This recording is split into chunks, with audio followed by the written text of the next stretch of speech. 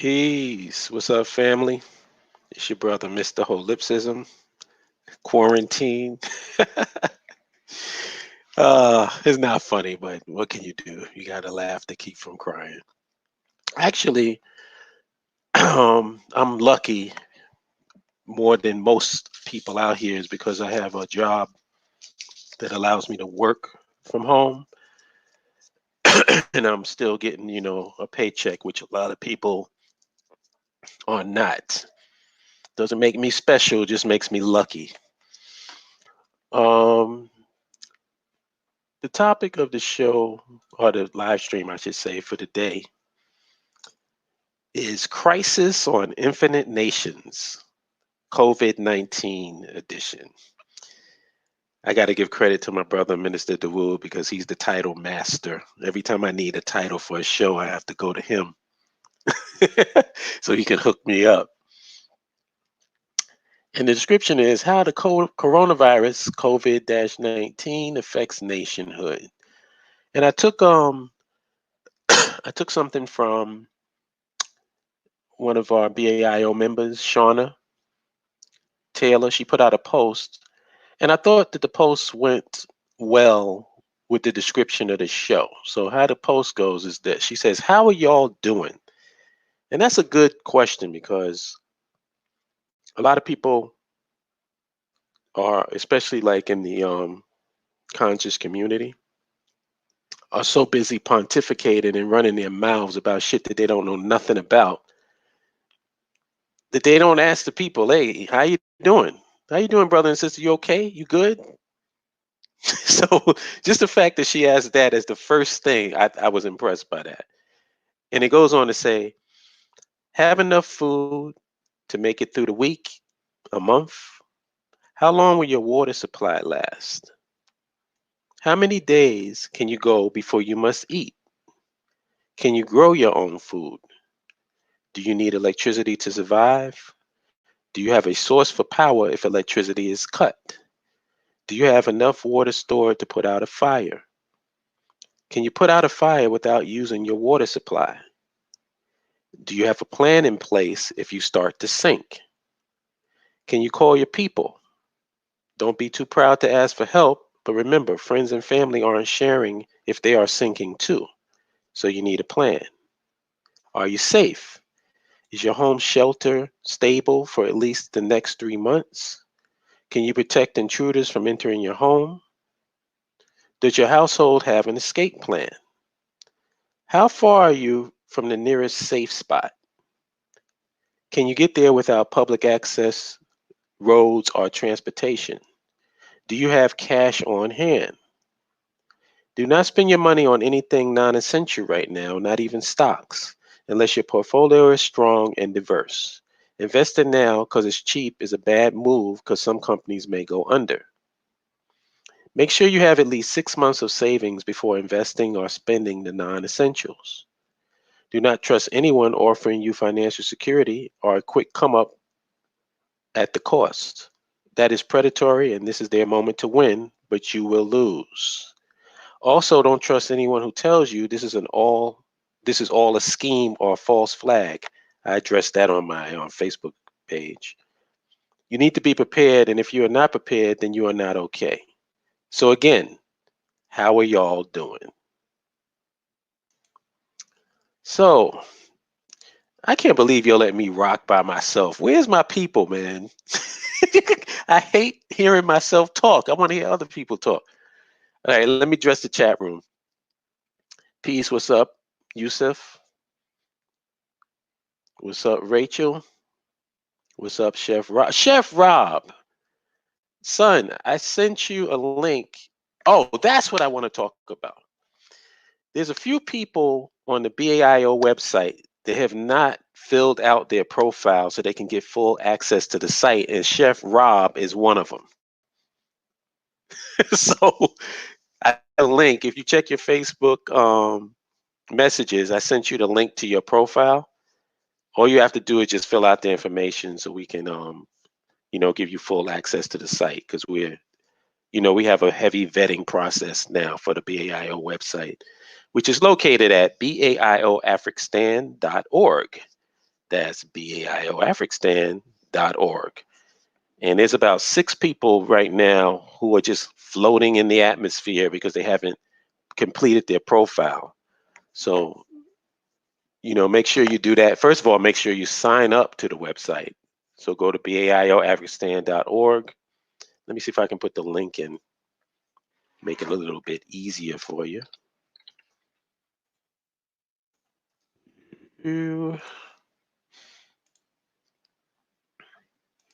What's up, Nationhood?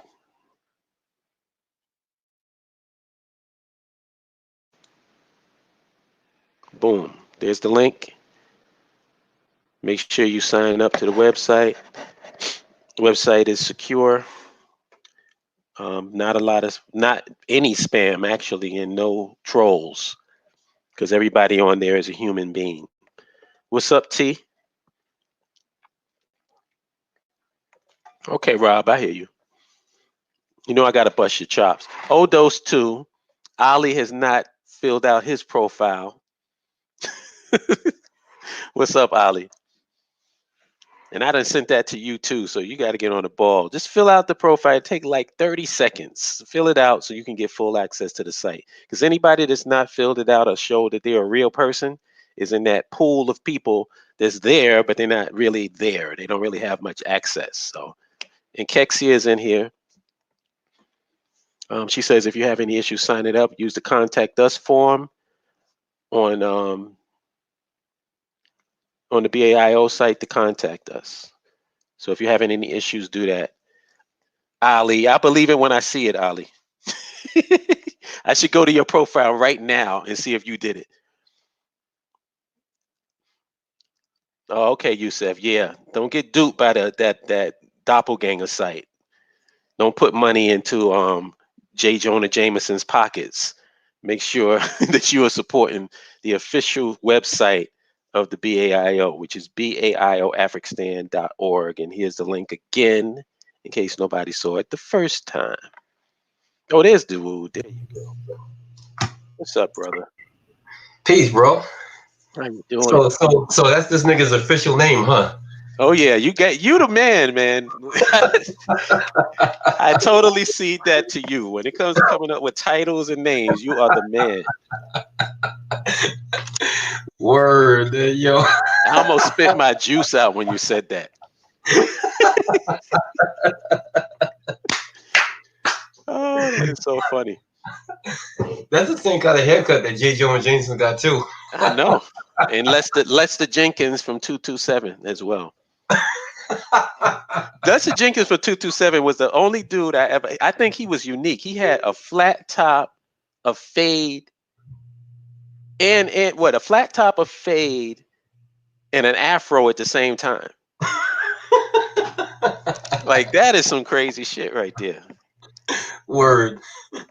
Not unless I'm going to a Halloween costume party if I'm going to be rocking that shit. Word.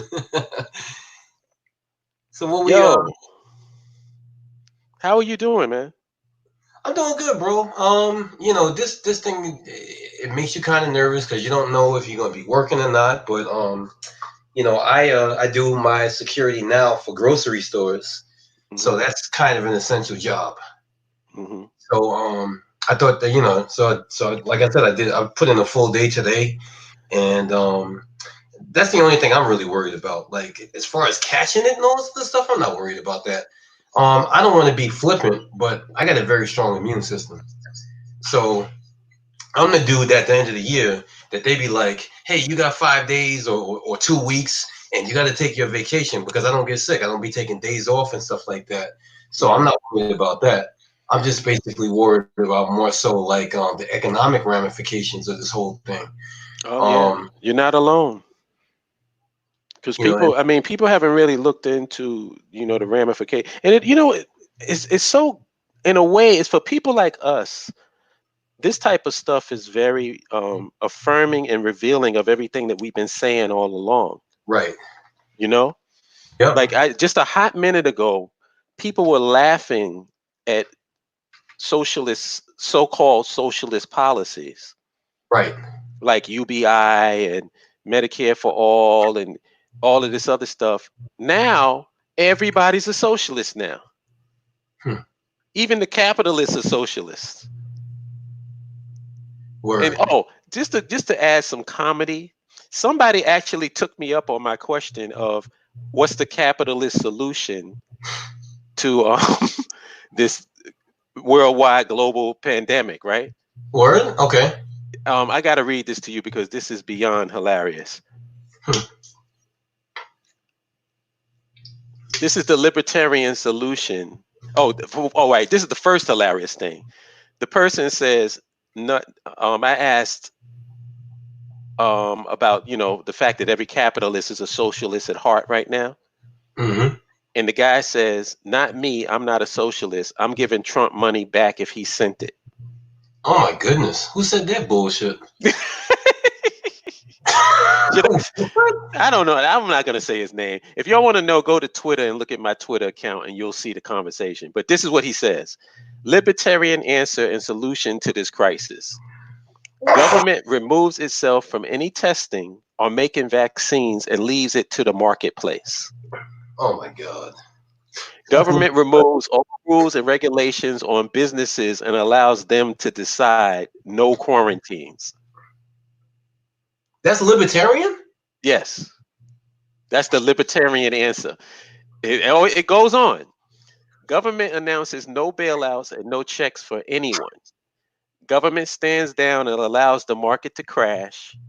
Many businesses file bankruptcy and many jobs are lost. Entrepreneurs buy out failing businesses.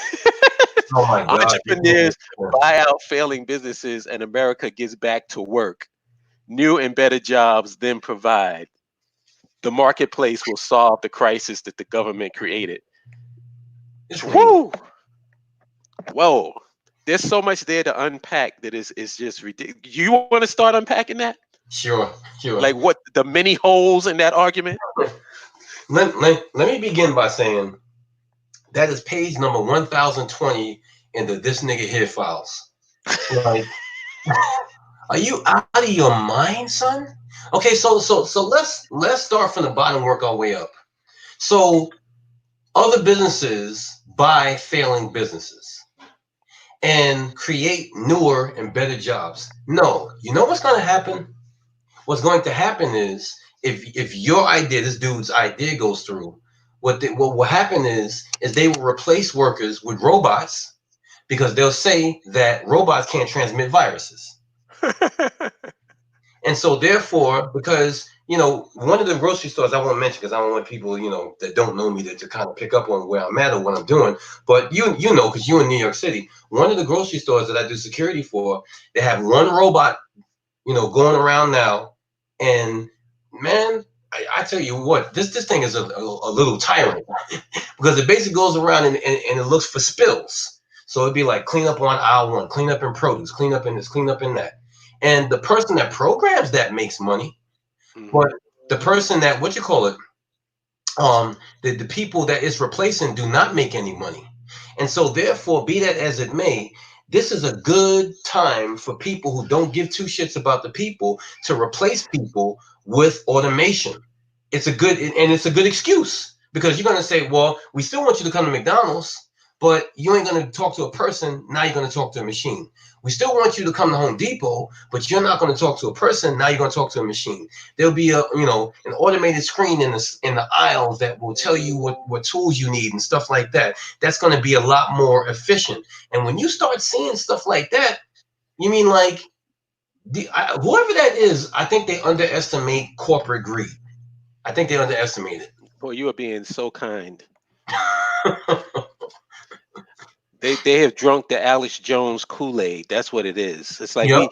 we get in all of these old conspiracies from the 90s and stuff. First of all, I love the fact how they just you've been paying into the government through taxes, but now when a pandemic happens, you're supposed to let the government stay out of it. Get the fuck out of here. What the hell is wrong with you? Exactly. And then another thing is who's going to be buying anything? Right. No businesses. What are we going to purchase businesses with? What, nigga? Exactly. Do you not? And then another, and this is the one that was really priceless to me. the marketplace will solve what the government created. What, the government created it? Oh my God, it's fucking Sean Hannity talk. The government. So the government in the U.S. created the COVID-19 virus Yep. that's taking over the whole goddamn world. What the hell is wrong with these people? I don't know, bro. But everything defaults to the redneck tobacco chewing talking points, which is it's government's fault. If we didn't have government, like you remember that dude Sarge when he used to battle J. Jonah Jameson, Yeah. and he would say that during the civil rights era, we didn't listen to the business owners, we just listened to civil rights leaders. That was the problem. And I was like, so wait a minute, you're telling me somebody, just because somebody has a business license and is an entrepreneur, they have the answer to black people's problems in America? Well, look. America chose Trump as a president because they say he's a good businessman, a man who's going bankrupt like how many times? Oh my God, yeah. And they was getting ready. They was getting hot in their pants over Mike Bloomberg. Mm-hmm. So yeah, they think that these people have the solution. Well, he's a businessman. Like Trump said something about the agency that would have been preparing for this situation. He got rid of. Right. And then he says, "Oh, well, I'm a businessman. You can't just have thousands of people just sitting around. We can always call them back." Like what? This is the guy that y'all are looking to for leadership. Oh my God, bro. That's the thing. Is like that. I guess do you want to jump on that topic for a second? Leadership. Leadership. Where? Like, Here yep. in But America?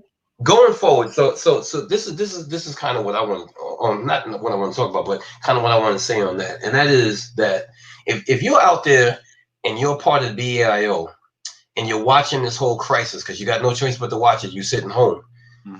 That is the first thing that you really should take from this, from the top going down, is look at how leaders respond to these situations. And like I said on my show the other night, if we got all these people that have propaganda against the Black Panther movie, but if you really look at the model that they were trying to put forth, it was a council of wise people who agreed on stuff and put forth measures.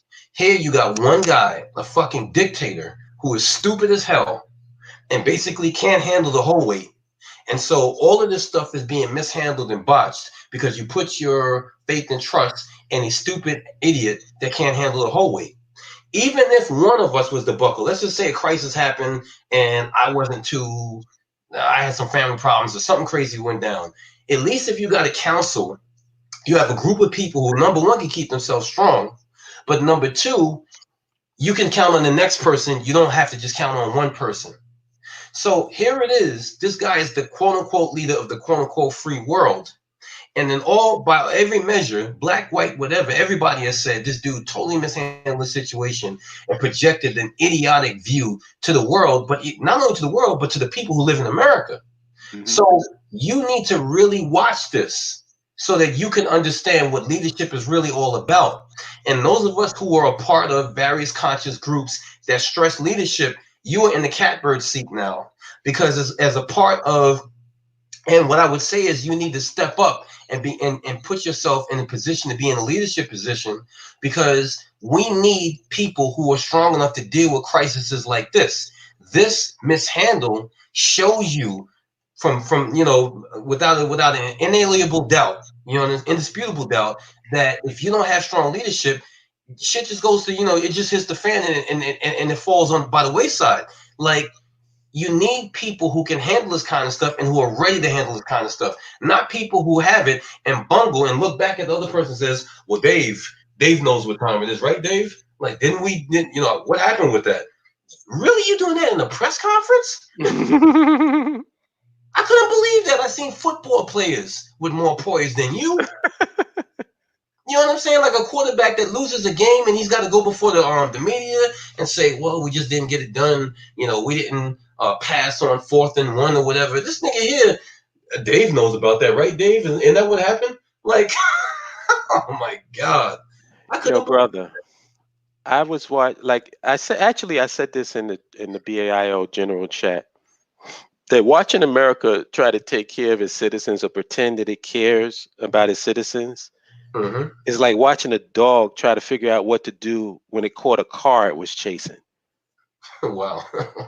It's like everybody's like looking around like, oh shit, what do I do? That's what the government is doing, right? Because what people don't seem to get through their head, they don't give a shit about their citizens. They don't care No, about the public. The no. government is only concerned about business, the people that back their campaigns, Yep. the Period. people that are their donors. That's their automatic default. So when you got a situation like this where the people have to stay in and those workers can't go to these jobs and perform these functions anymore, then you start to see who really has the power in this Holla, country. Right. holla. Let me ask you a question Oh, pertaining what's that. up? What's up? Peace, y'all. Introduce Peace. yourself, Hey, y'all. brother. I was going to say his Th- mic is off. I was going to tell you that. th- This Umoja. What's up, everybody? Peace, big What up? brother. Peace, peace. I want to ask you a question, and then I'll tell you why I'm asking you it. What is America's top commodity? Think about it. Where do America get most of its Oh, income from? What's America's top purchasing, commodity? buying, people going out spending. People. It's Right. people. Think People. about it. Debt. Think about it. Debt. Talking about school debt. Talking about home debt. Talking about hospital debt. Literally, America thrives off pillaging from its own fucking people. Hmm. It's Word. really insane. And I had this epiphany when I was actually working in a truck when I first got back into construction. I'm rolling with a white boy, and we was having conversations, and obviously the conversation how I'm having it with him is a little different. But I was being straight up about my ideologies because it was a beautiful experience for me actually. But he'll be talking about this, and then it hit me, and I was like, hey Travis, do you know that America don't do anything but take from its people? America is not about taking from people. And I was trying to tell him because he's one of them all like not a make America great again person, but like this my country and I love my country as he should. He's a white boy, blonde hair, Right. blue eyes. But it finally hit me like, yo, America literally don't do anything for its people but take from them.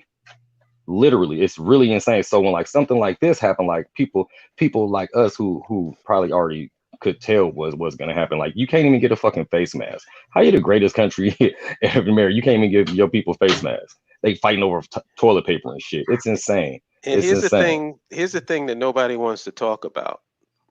It's like the elephant in the room, the pink elephant in the room that nobody wants to address.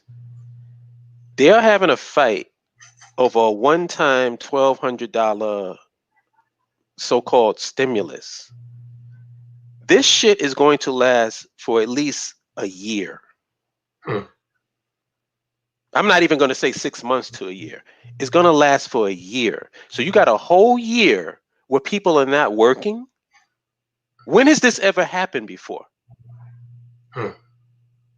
But So the go ahead. seriousness of this, people are really underestimating the seriousness of what's going on Hmm. right now. They really are. But but when people like us have for literally years now proposed stuff like, why isn't there like a black fund for when Hmm. something like this happened? Why isn't there like all these rich athletes, all these rich actors, all these prominent black folks? Why ain't we got something that's just for us to take care of us? And then when shit hit the fan, like I Wow. just I just said this in BAIO, like watch how repatriation become hella popular in the quote What do you unquote see black how fast it turned community. around with the you see how fast Medicare for all, like a single payer healthcare system turned around? How How about quickly? that? How about that? 1 minute, everybody's laughing. Oh, you this socialist, you're trying to turn us into Venezuela. Now all of a sudden, if you had a Medicare for all system in this country, then you wouldn't be talking. It would testing people wouldn't be a big deal like it is now. Because right now, and this is what I talk about, with the dog finally catches the car and that confused look it has. They're trying to figure out how to make money and provide that service to the people at the same time. That's the issue. They're actually saying, "Well, we gonna pay. You got to pay $51 in order to get what? You're dealing with a global pandemic. You're not supposed to be charging people for that. And if you're going to charge them, let them pay for it out of the taxes that they've already paid." See, this is the thing that kills me about these when people boogeyman these concepts. When your kid goes to public school, do you get a bill in the mail? Nope. So how come you can understand that concept, but you can't understand the concept of a single payer healthcare system, which would make the most amount of sense of anything in the fucking world? Hmm. Because everybody's it's like insurance. Everybody's participating in it, so everybody benefits from it. Hmm. But that's America. Oh, I want to Yeah. ask you guys something. Good. In terms of how to handle things in a new nation. One of the things that I think that is a problem with America is that your representative doesn't even have to live where you live. Your representative can be in a gated community representing people who are working class people. How would you solve that problem in your new nation?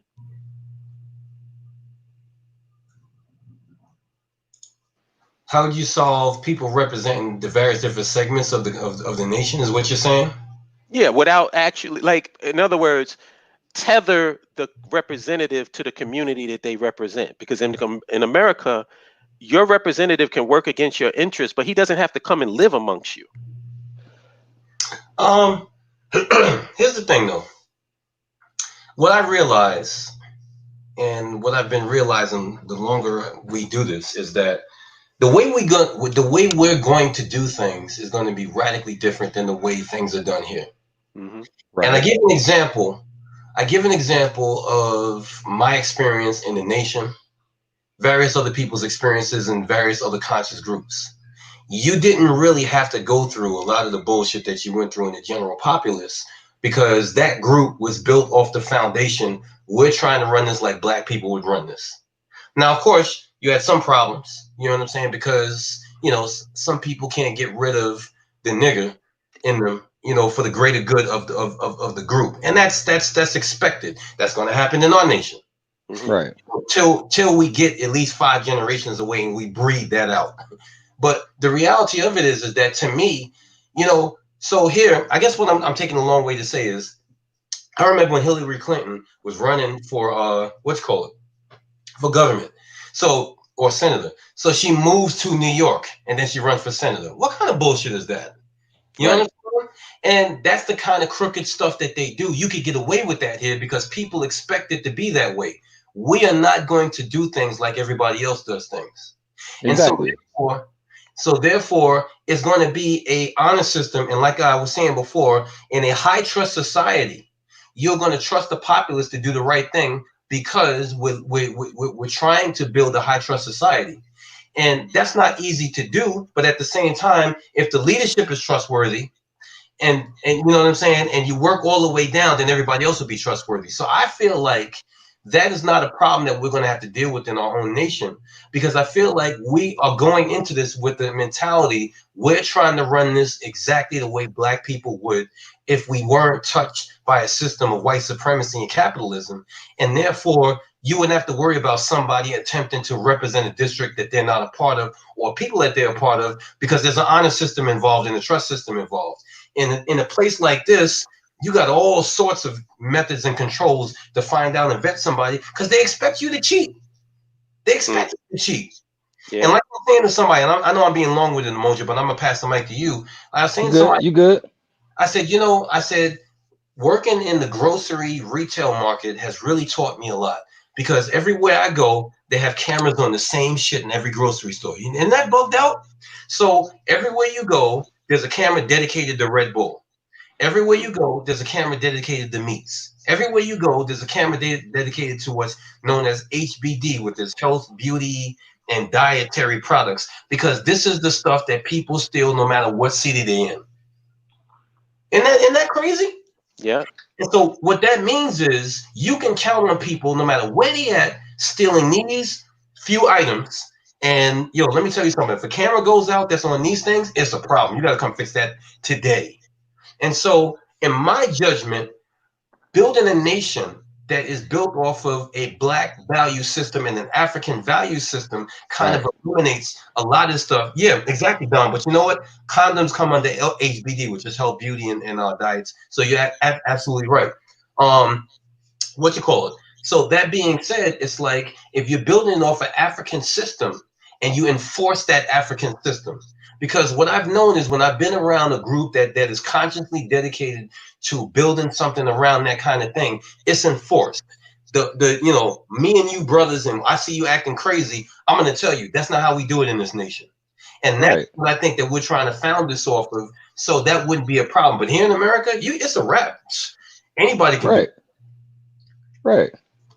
So when you ask that question, I like the short answer is that I have no doubts that our shit would naturally just be better and naturally be different. And what I mean is, like, when you think about America in terms of politics, it's literally nothing but corruption, capital, and nepotism. Yep. Hands down. You could just wrap it up just like that: corruption, capital, and nepotism. Now, when we go into our nation, just imagine if you talking about, hey y'all, we already have the people who on deck building everything. We already got whatever we setting up, and we're trying to get our systems running. So whoever wants to run for this, run for this. It's not going to be like whoever got the most money, you just pay me, and then like, yep, you're the president. Whoever got the most money in that place, no, it's not going to be like that. It's going to be like, no, this is the brother. This is his ideals. This is what he stands from. This is what he was doing in America. Like, what y'all think? And we just gonna go at it. So I think it's naturally gonna be just I'm trying to think of the words to like say how shitty American system is and how dope ours is going to be, and it's just not coming. But then I also think about the fact that, like, what America does is perfect for what America actually is. These are some wicked ass people trying to stay in power. See, now the difference, but the difference with what we gonna do is, because it's really not our nature. We've like taken on this nature, and I hate to even go way back into this. Oh, we've taken on the nature of these people, because I understand that. I'm just tired of us still falling for it. But we have taken on the nature of these people in so many ways. So we think that like we have to be wicked and deceitful and everything else to win. And on certain and on the depending on what playing field you own, you damn well better be though. You can't be just this nice African spirited and we are the world and the mothers and earths and shit when you're dealing with these people. But when we actually have our own, like our nature is just completely different. So I just know it's gonna be, I just know it's gonna be better. And it's actually an exciting topic to touch on. Really, I know that's something small, like how will we have our representatives actually living with us? Like, that's not gonna be something foreign. But that's not going to be foreign in Afghanistan. It's just not. The police ain't going to live up in the hills, coming down into the quote unquote lower parts, beating up people and shit. It's going to be like, nah, officer Umoja, they coming to the door like, hey man, this dude didn't had too much whiskey again. Come on and get this dude. That type, you know what I mean? Not somebody rolling around and you see somebody who may have had one too many. Are they arguing with their girl? It's gonna be like, no, holla, why is you and this girl doing this again? Damn, sit your ass down. You sit your ass down. If I have to come back here again, you doing 50 push-ups, something. I mean, damn. But yeah, it's just gonna be better all the way around. You know what's cool about what you just said? Officer Umoja. I'm just saying, it's gonna be more relationship. It's gonna be more relationship, not power and control and big me, little you. Just to start off. Right. Yo, Patrick's trying to get in, bro. I sent him the link. Oh, okay, cool. All right. Yo, so check it out. Like, and that was a powerful. That really was a powerful question, I think. I want to ask a question. This is actually on Brother Ali's page, and the title of the article is "Coronavirus Reveals Financial Irresponsibility of Americans." And Ali asked the question: is it really financial irresponsibility, or is it financial inequality created by the society? Well, it's the latter, of course. But they always gonna try to blame the people for the problem. Yep. Right. Why you ain't got 50,000 saved up in your bank account, motherfucker? Because I ain't making it. They say that half of the country can't afford a $500 emergency. Is that their fault? You know what? Here's what I'm gonna say. I would say this. I agree with y'all that there's financial inequality, but I also agree that, well, first of all, beyond a shadow of a doubt, that the whole thing was created by the society. But I think I'm going to agree in a different way. The way that I'm going to agree is this: that much of financial responsibility is not taught and enforced at the younger ages. So you're going through a system where you got to do what? I want to say 6 years of school at the elementary level. Then you got to do 3 years of school, depending on where you grew up, at the intermediate level. Then you got to do another 3 years of high school. And then you have to pay for anywhere from 2 to 5 years, or sometimes even 8 years for higher level education. Nowhere in there does it talk about financial responsibility and what to do with your money and the benefits of it. It doesn't even make it anywhere near sexy. You know So why? because the society benefits off you being irresponsible. Not only that, where's your money? What do you mean? It's like a chicken. Which came first, the chicken or the egg thing? I say the reason why it's that way is because the people don't have any money. Right. And then when you say, and then when you say, and also, are you gonna respond to Darius? Because that's interesting that he says all Black nationalists who advocate nationhood are reactionary. That's interesting. But when No, you he say changed. something He like, changes. He changed that. He said not all. oh, okay, oh, Yeah. okay, but like when you say that about, because I agree with Big Bro Dawood too, really though. However, when you, depending on how much you make, depending on your discipline level, like you don't need financial literacy and finance classes to know like, oh, I'm only getting $100 a week. I only want to spend 75 and make sure I put up 25 no matter what. Everybody can quote unquote do that. However, when you have a family, and then when you say, oh, I got, like me, for instance, I got four kids and I take care of all of them, all of my babies. Matter of fact, we about to pack up and go to the beach tomorrow. But then somebody say, well, you shouldn't have kids. Motherfucker, fuck you. I want kids, right? Like how you going? We live in a place, seriously, we live in a place where people See, literally, we live in a place where people literally scared to have children because of finances, yo. Just trip on that. yeah. I can't leave a I legacy mean, because I ain't got a job getting paid 100,000 a year. I deal with financially irresponsible people every day in my job. So I understand what you're saying, and I agree with you. But my point is, it's the point that I've been making all my life. If you're in a society and nobody has a school showing you how to build buildings, then why can we complain that no buildings are being built? Right. It's like if Dig these it. problems are solvable if you address them. But it goes, it's like this every man for himself mentality. I'm gonna let you in a minute, Patrick. Now, you Um, know what? My caveat to the whole thing is that, and I experienced this personally. The funny thing about financial responsibility is you don't seek for it until you become financially irresponsible. right. So in other words, like I've gone through a couple of different periods in my prosperous and non-prosperous tradesman life. So in other words, like there was a part of my life as a tradesman where I was making really good money and was just throwing it away. And then there was a part of my life where I was making good money as a tradesman and I had financial responsibility. But Hmm. it's the part where I was irresponsible that then, what you call it, that then gave me the experience to seek after the knowledge to get the responsibility later on in my life. I always make the argument though that good, bad, or indifferent, that should have been taught while I was going to school, because again, it comes out of our taxes. So if school comes out of our taxes for the first 12 years, or how many years it is, that should have been taught in that school system so that we would know that growing up, but it wasn't. And the reason being is that society, the American society itself benefits off you being financially irresponsible. It benefits off you taking loans. It benefits off you using credit cards. It benefits off you spending. And again, here's the thing: if you're going to get $1,200 from Trump, you know what I'm saying? He's expecting you to spend that. And my thing is Right. so once you spend that, where does that put you? You know what I'm saying? Put you in the same situation you was in before. And so for me, I just think that there's a certain level of responsibility that we have to have though, because I think that it's kind of irresponsible for us to say that it's absolutely positively American society that caused us to do what we do. There's a lot of people out there who have done the wrong thing with their money and they know better. However, I do agree with you that number one, it's because we ain't got no money. Because the funny thing about it is, like I said, is when you get financial information and literacy, 9 times out of 10, you use a broke nigga with a whole bunch of financial books.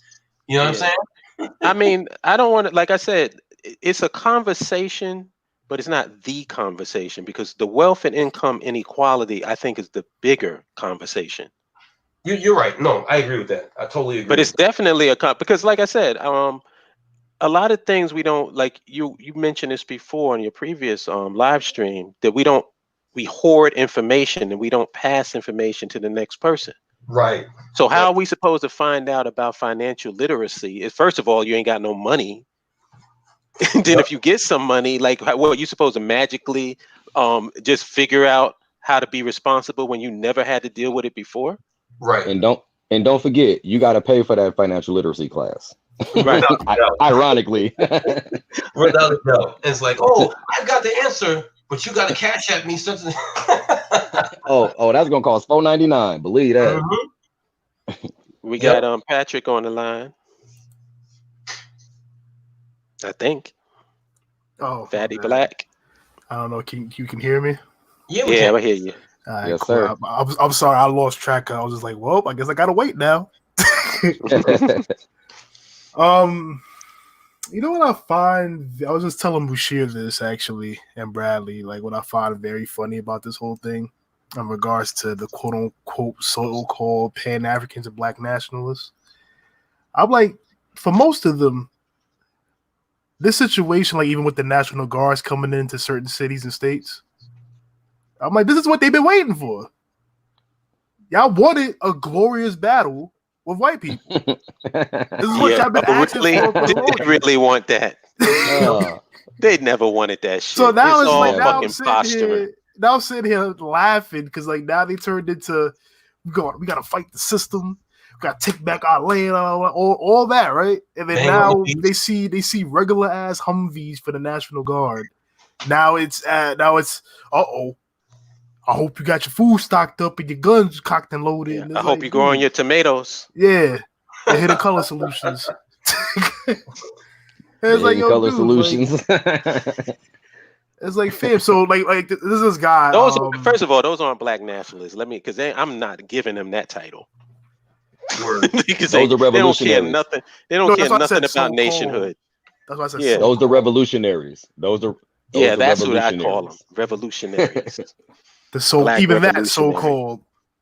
Yeah, exactly. There's a guy actually I follow on Instagram. He's actually ex-special forces, and he's actually getting very upset about these dudes because he's actually been in these situations in the past, like with martial law and all that, being in the military. So he's like sitting there, like, just getting upset about all these fear-mongering, quote-unquote Pan-Africanist black nationalists. And he's like, yo, first off, you're gonna know if you're under martial law. It's not gonna be some secret that's gonna come out of nowhere and just smack you in the face. You gonna know when it happens. Oh Lord, the martial law shit. Yeah. So he's like Alex Jones shit from the 90s. We gotta talk about that next. Yeah, so that's why he's getting mad at this shit. He's like, yo, like, can y'all stop with all the bullshit? Like, this is not gonna get to the point of that. I said this on Facebook, but I think I need to address that here on this live stream. Do y'all guys have anybody ever asked, like, for the people that believe in this bullshit, what is the purpose of putting the population in concentration camps for the people in power? Could you please explain that to me? Because the last time I checked, the people in power want to make money.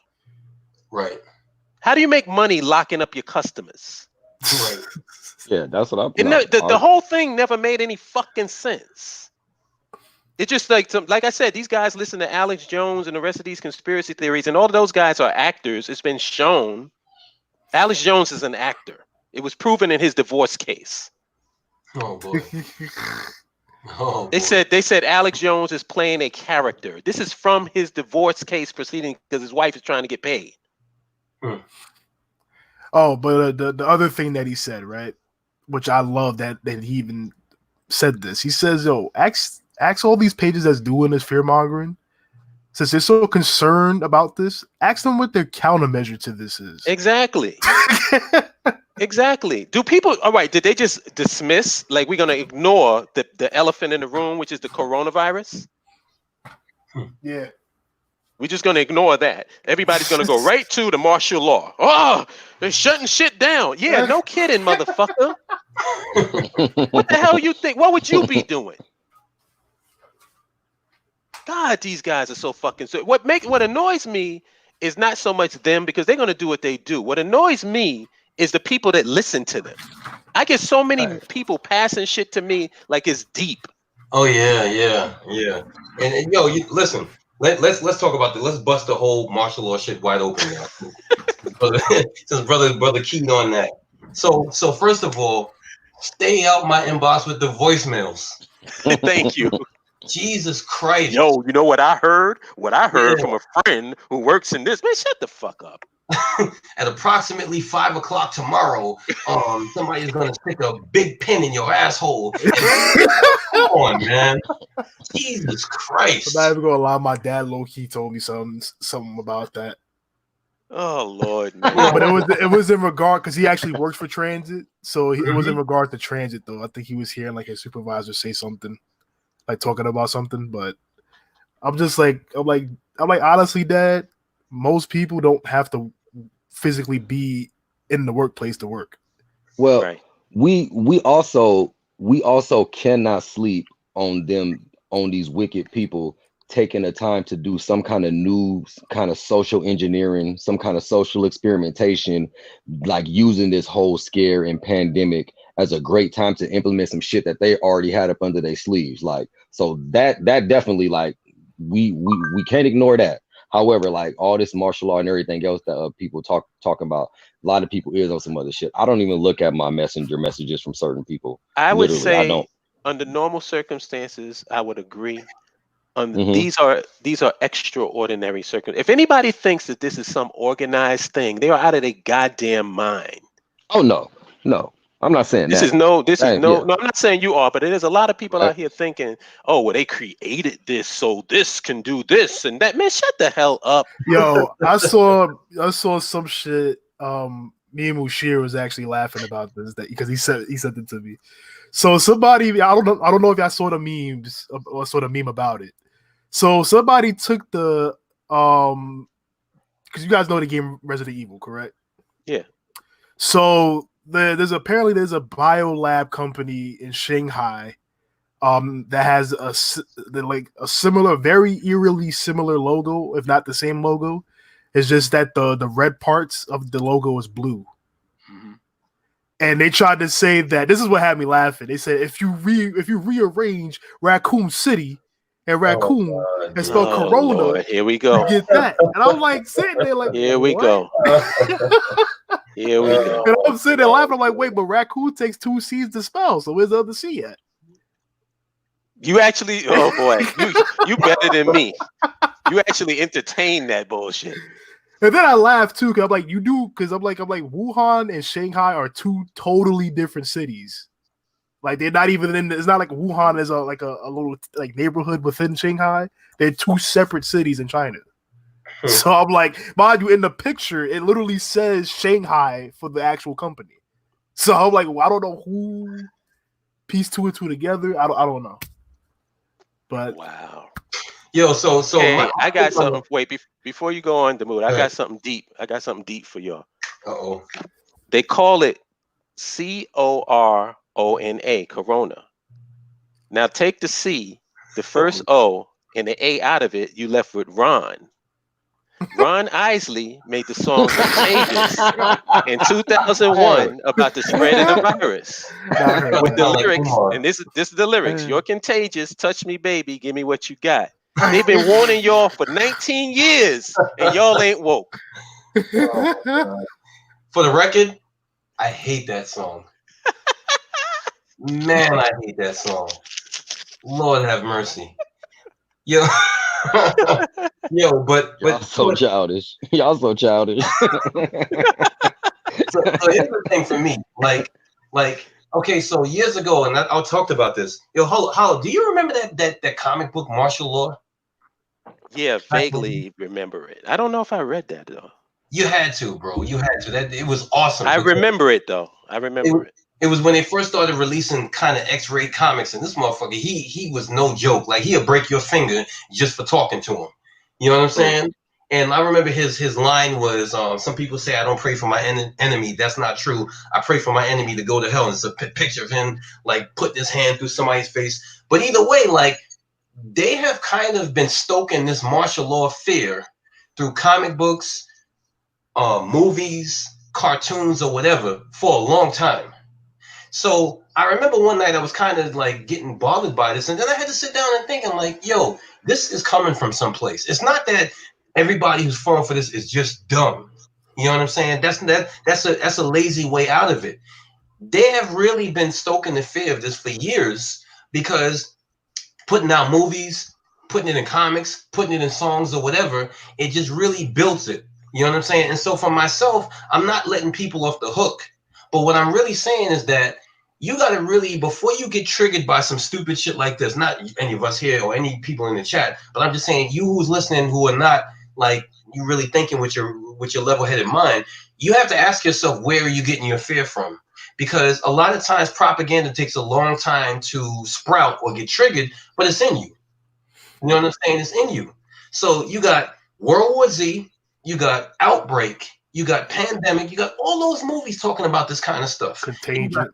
Yeah. Exactly. You got video games. Like Patrick, me and you, we used to play Division, right? And Division looks Right, like I was just telling Boucher the Division was about to activate. exactly. Exactly. Division was crazy though, because you go into the back streets of some place and there'd be some black dudes there with the gun pointing to the side, ready to run down on you or whatever.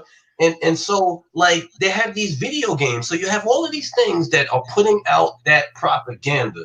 And it shouldn't be surprising when people get triggered. This is another thing that leads to nationhood, which is this. Not that we would be censoring people, but there's just certain things that you cannot produce in a peaceful African nation. There's a certain thing you shouldn't be able to produce.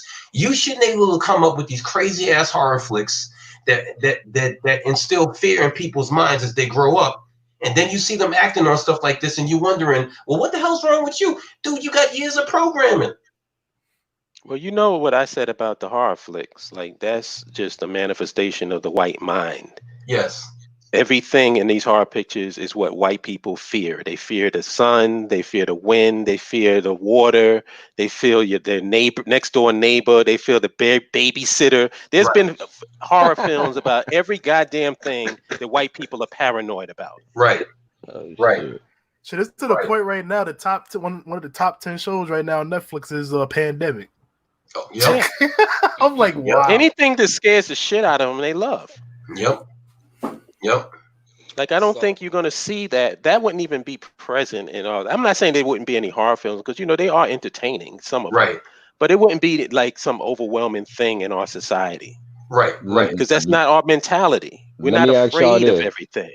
Let me ask a question one time. Do y'all think that this pandemic and everything that's happening with how the U.S. is handling it and everything else is going to actually be a positive influence on nationhood for Black folks?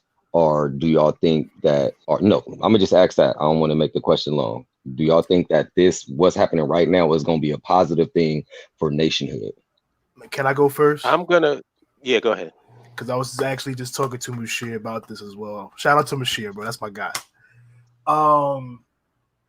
Me and him was thinking the same exact thing regarding this coronavirus situation.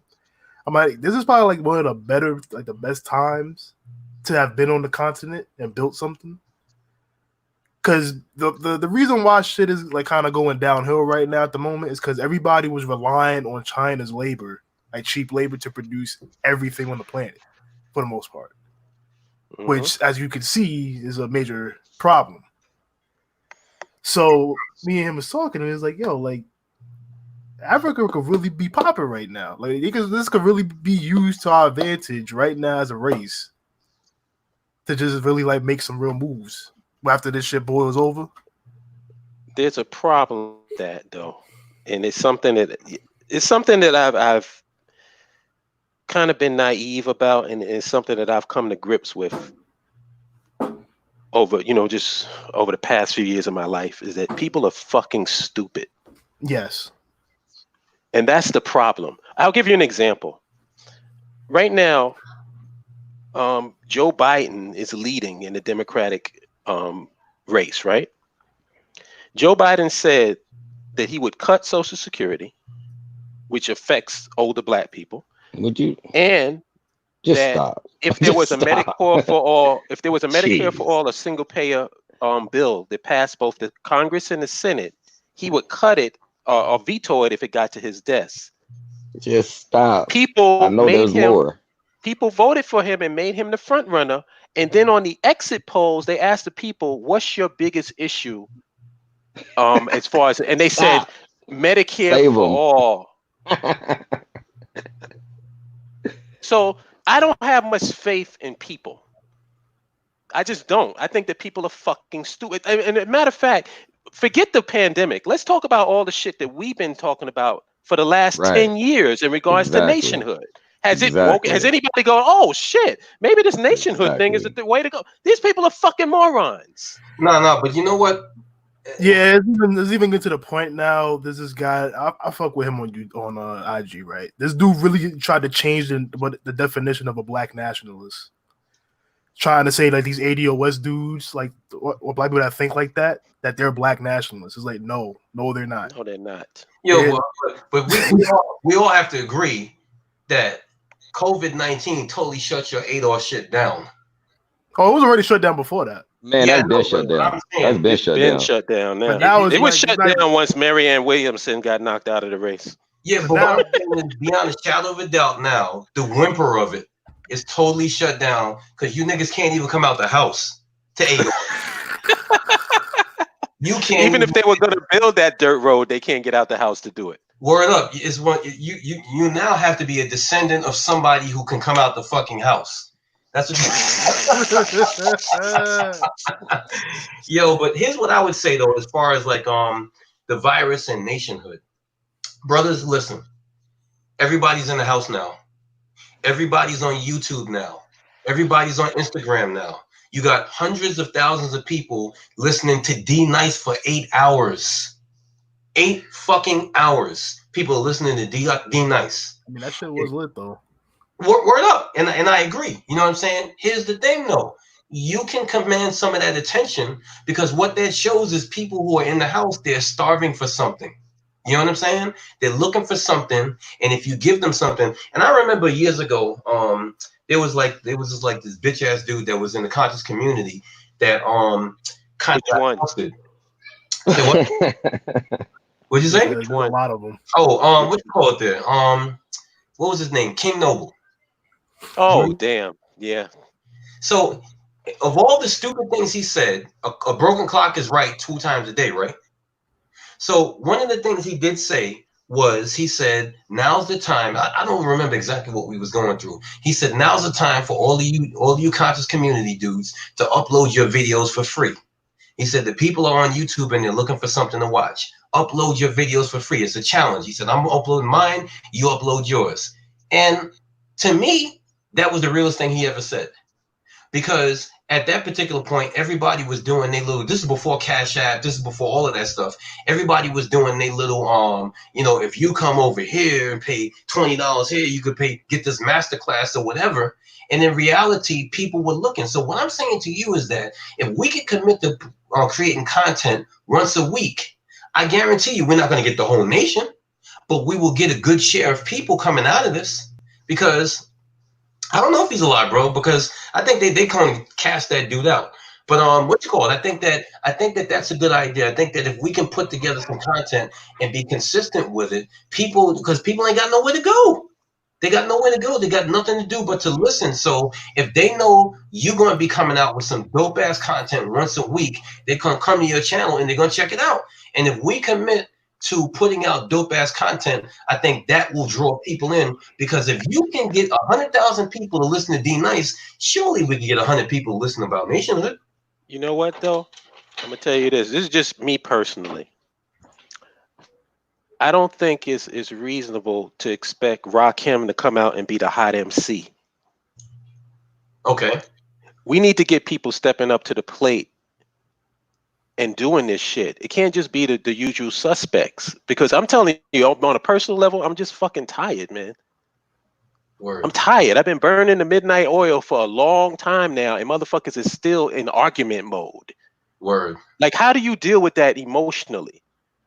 Word. We need much more younger people out here banging the drum. It can't just be the regular people that's been doing it. Word. No, this But is for true. some reason, that's not happening. This is true. Like the thing I'm noticing, and it's really frustrating with me. Like it's like really like I don't get it. Like because it's like you guys know like on Instagram, like I cut up like some of your like you guys lives and stuff, Mm-hmm. and then make it coherent and then post it. And it's like the people around my age that think the same as me, they see it, but that's it. Like it's like, yeah, but then there's like nothing else afterwards. It's like, okay, it just falls flat. And it's like how many times does this have to be said to you guys to get it? Like Yusef said, it's draining. It's like, and when you've been doing it for a while and going, it's like my cousin Larry. He's reached this point years ago where he said, "Fuck the people." That's where he's coming from. He's like, I don't have time. It's like you tell people what time it is over and over and over. You keep making points, keep strengthening your points, keep coming up with so that everybody can have this aha moment that they don't seem to be fucking having. But everything stupid can go viral. Because if it's some stupid shit, it'll go viral. Do you know how long I had to put in for motherfucking people? And then something happened where like literally hating on me and for people. And I'm like, motherfucker, I start counting the dollars I didn't spend. I start counting the time away from work. Mm-hmm. And I said, hold on. And then talked. I think I was just getting into the BAI or maybe, but I seen your video saying the people Umoja, like, yeah, I'm Umoja, but like my middle name is still what, like, I'm Umoja, yes, but I will fuck you up. Like, you don't understand in this. So yeah, no, for real, people ain't shit. Straight up. A lot of people just talk shit, but they really ain't about they it. on that Janet like Jackson we say a shit. lot, what have you done for me lately? It's a lot. Like we're saying a lot, but it's really a lot. Like hold on, like you say it's like he said, but it's really like a you lot. say like less than 2%, right? I say even with that less than 2%, I'll say even fucking 90% of that is on some bullshit. Yeah. Perfect example, right? With Dr. Umar Johnson. I'm guilty of this because it was funny. People like I'm pretty sure you've seen the memes of him like with him making statements out of context over the internet. Like you probably saw the one with him just saying donations. He's getting in killed. the car. Like donations, like that one. I don't know if you saw that one, but it's funny. It's funny. I'm not gonna lie. I was fucking dying of laughter seeing them shits. Right. I even posted some myself. However, though, somebody that I follow, he has a way bigger page than me. He made a post from Dr. Umar's lecture like 2 years ago, maybe more than that, talking about how, which is true, he was saying that he needs more donation money because it's like, yo, like y'all think y'all make one-time donations and y'all got freedom. It's like that's not how it works. He's we're trying to build a school, and it's like you guys only do it one time and then start questioning me after that one time that you made a donation. I'm like, no, I don't have my goal yet. Now it's funny though, they were saying people that was bashing him, saying that the school propaganda was the school campaign was fake. He now has 3 buildings, right? So now he's asking for renovation money. And apparently what people got out of that whole entire video was not that he already has the school, because some of them were actually out of touch. They didn't even know that he even actually has multiple buildings now. But they're talking about how he's saying it, his tone. And I'm like, that's what y'all took from this shit? Let me tell you something, man. Let me tell you something. See, this is a reality, and I've been saying this for years. And people may not like it, but it is what it is. Either we are going to work together or we are going to die apart. Bottom line, I know it's frustrating working with people. I know, I understand. But if we don't come together in some organized fashion, and I'm not talking about everybody in the fucking world, but at least a good percentage of us need to do it, then nothing's going to get done ever. And that's the reality. It's never going to get done. You got to get over this. Oh, well, fuck everybody. I'm going to do me. Well, then what makes you any different than any of these other motherfuckers out here? Right. What, you got a nationalist spin on it? If that's your mentality, if your mentality is every time you're going to, like, every week you're just going to split up and go our own separate ways, then nothing's ever going to get fucking done. And that's what the problem is with Umar Johnson. Yep. That's what his problem is. Yep. You want to go and be king consciousness, well, the motherfucker then take on that burden of the financing for your projects. Exactly. Don't be king consciousness and now all of a sudden you got your hands out with a tin cup. Exactly. And the thing I want to veg you back on that. The thing for me is with the whole Umar thing is nigga, like, you didn't study history. So you came out here and instead of trying to unite with people who you think that would work with you, you decided to piss everybody off. And the more you pissed everybody off, the more you beat your chest. I don't care. I'll do this by myself. Now you're doing it by yourself and you don't like it, do you? You don't like he looking like he going like he look like he under a lot of stress now. Yeah, well, there's two reasons. Number one is because you're doing it by yourself. Number two, and I hate to say it, is because you like to pillage the chicks in every city that you go to, and you have not chosen a woman that can help you do what you're supposed to do. And you can take that how you want to take it. But the reality of it is if you're trying to be, you know what I'm saying, golden child, where you could just go to every city and pillage the women there and bounce and not be with any one of them. But when it's time for you to go into crisis and a woman would help you go through it, and you don't have a woman to help you go through it, then quite frankly, yes, that's why you look like that.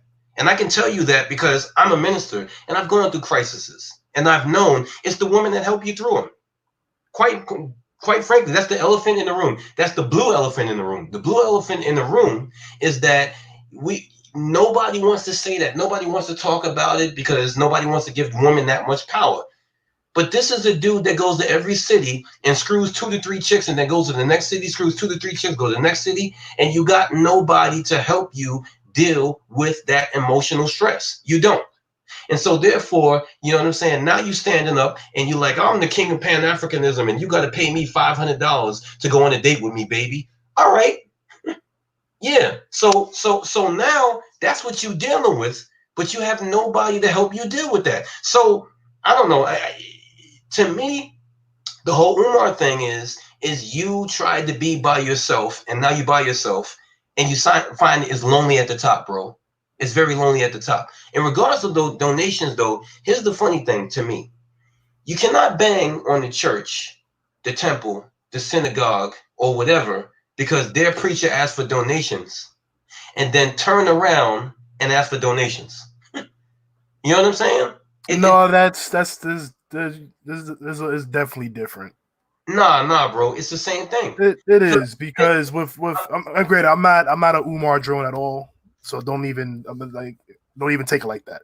But it's definitely different because those same churches is not going to do anything for the community. He actually used that money for the community. Is he? He has, like I said, he's bought property with the money. He's not done a damn thing with that property. Yes, because he needs more money to renovate. Bro, listen. That's what I'm saying. It's like the same people that wanna. Before I finish, and let me explain my premise. My premise to you is this: I agree with you that well, first of all, what you're saying is not 100% factual because there's a lot of churches, synagogues, or whatever that feed people every day that do have AA and NA meetings, that do domestic violence, like all that kind of stuff. That's not 100% factual. Then they're the minority that I don't hear about. Are you serious? I'm dead serious. You're never going to hear about that. Where are you going to hear about it from? You're not going to hear nothing about that. I mean, bro, the average church grows by outreach. That's the reality of it. We don't agree with their doctrine. We don't necessarily think it's liberation, But the average church grows by outreach. You cannot just have some dude stand up on some podium and 1,000 people come. It's usually through lunch programs or breakfast programs, clothing programs or whatever. And so, but what I'm saying to you is this: you are using the exact same language that they use to ask for donation. So when you put it down, it sounds crazy when you turn around and you say the same thing. That's all I'm saying. You understand the premise I'm saying? Yeah, I get you. That's But I'm saying the people that are in disagreement with him, they're not thinking like you. That's what I'm saying. It's like these are the people that are complaining, saying that we need institutions, and like again, like I was saying from that one post, all they got from that 1 minute post that of Umar was how he was saying it. But I'm like nothing that he said in that was a lie. right. So it's like either you gonna fund this and actually get what you're asking for, or you're gonna just keep complaining. Which one is it? Or there's another Brother, can I say something? Hello. Hey, go ahead. Is that Chef?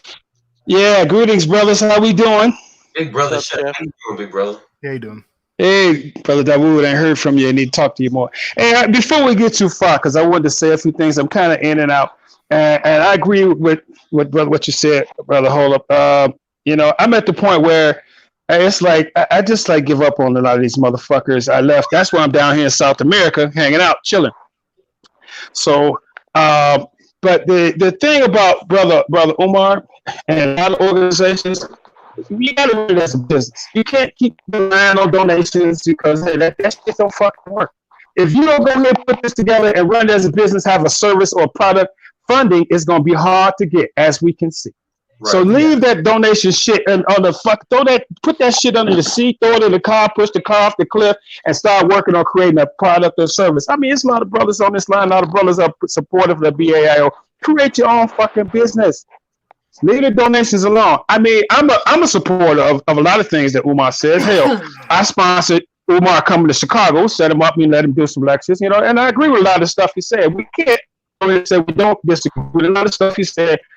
Principle makes a lot of sense, but you go ahead and see a holes in anybody's story. But still, he's trying to put in some work. There's the school thing here. When people was criticizing the school, like the brothers just said, hey, look, people are on board with it now because they see you got the school.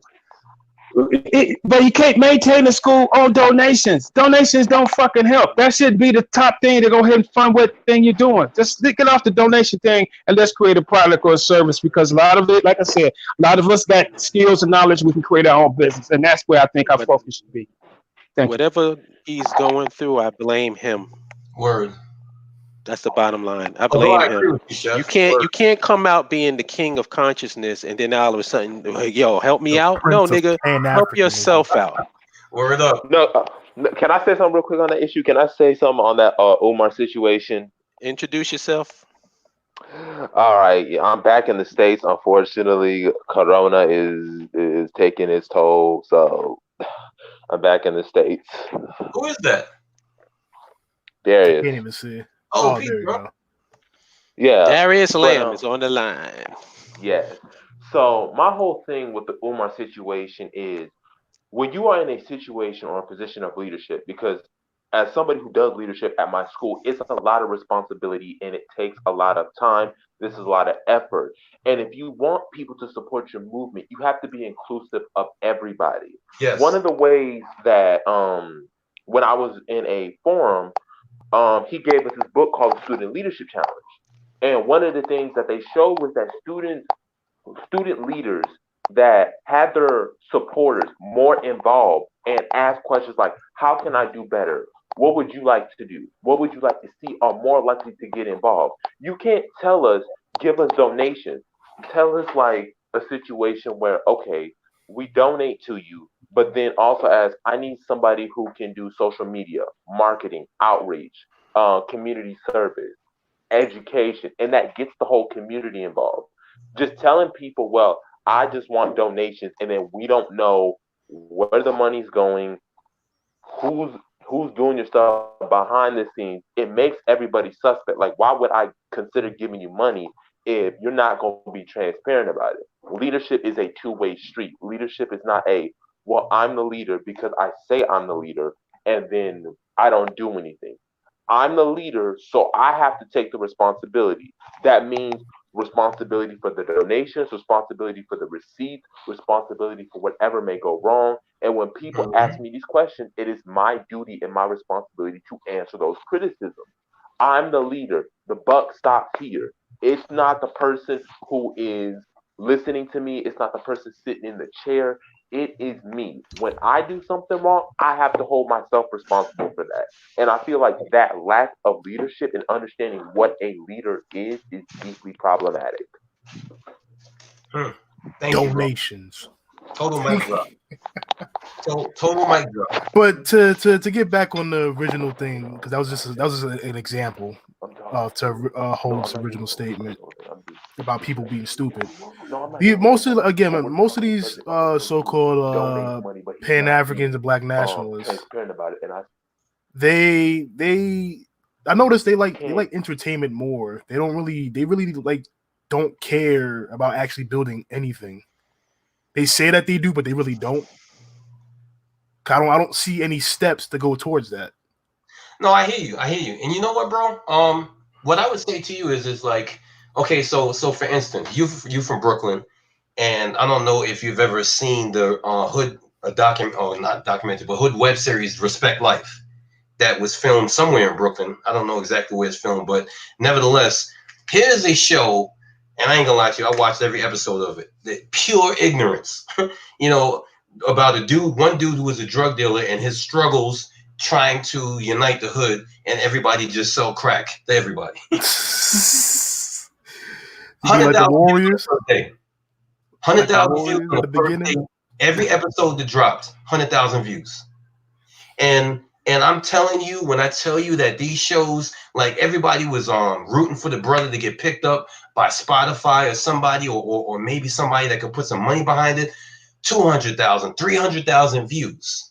And basically what ended up happening is the writer of the show, who actually was the main actor in the show, he ended up either getting his weed laced or his drink laced, and now he's walking around Brooklyn totally insane crazy, asking for $1.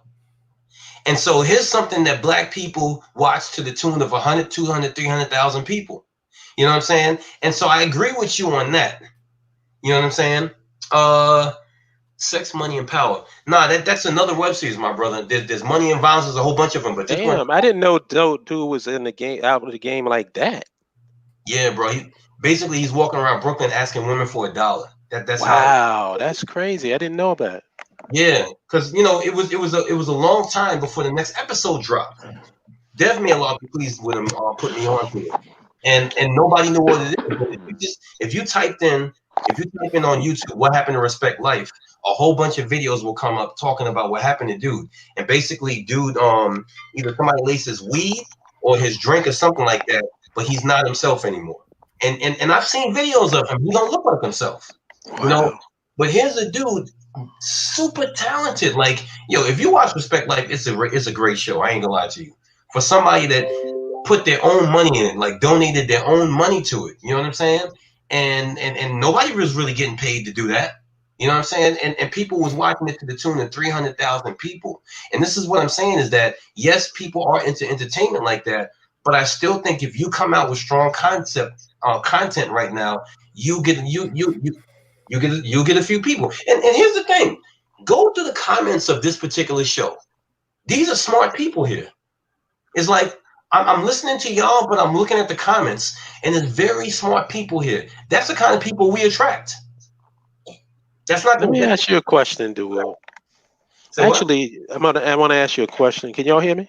Yeah, we can hear you. Do you think that people are ready to go overseas to establish a nation when I can't even get them to sign up to a website? I'll go first on that because I have some interesting things to say about that. I think for a vast portion of the African American population in America, I think a lot of them are willing to go overseas. I just think what has to happen is as the people who are advocating for this, we have to be the ones that are leading the charge. That's why, for me, I had to study abroad in South Africa because that demonstrates to the people that I'm serious about going to Africa. Because now people are asking, would you be willing to relocate? And I say, of course. But it's because I took that necessary step and took the time to relocate, not only relocate, but actually go study there, but actually reach out to people who have said to me, Gary, we would love for African Americans to come to South Africa. We would love to do business and love to work with you. So I think when we start making that step and actually move together as a unit, that's the key. We have to move together as a unit and then go over to Africa, establish the necessary infrastructure because people follow when they see little steps. It's small wins. So once we have those small wins, but not only being there, but okay, getting in contact with negotiates with the government, getting land, now starting an integration program, it starts building up momentum.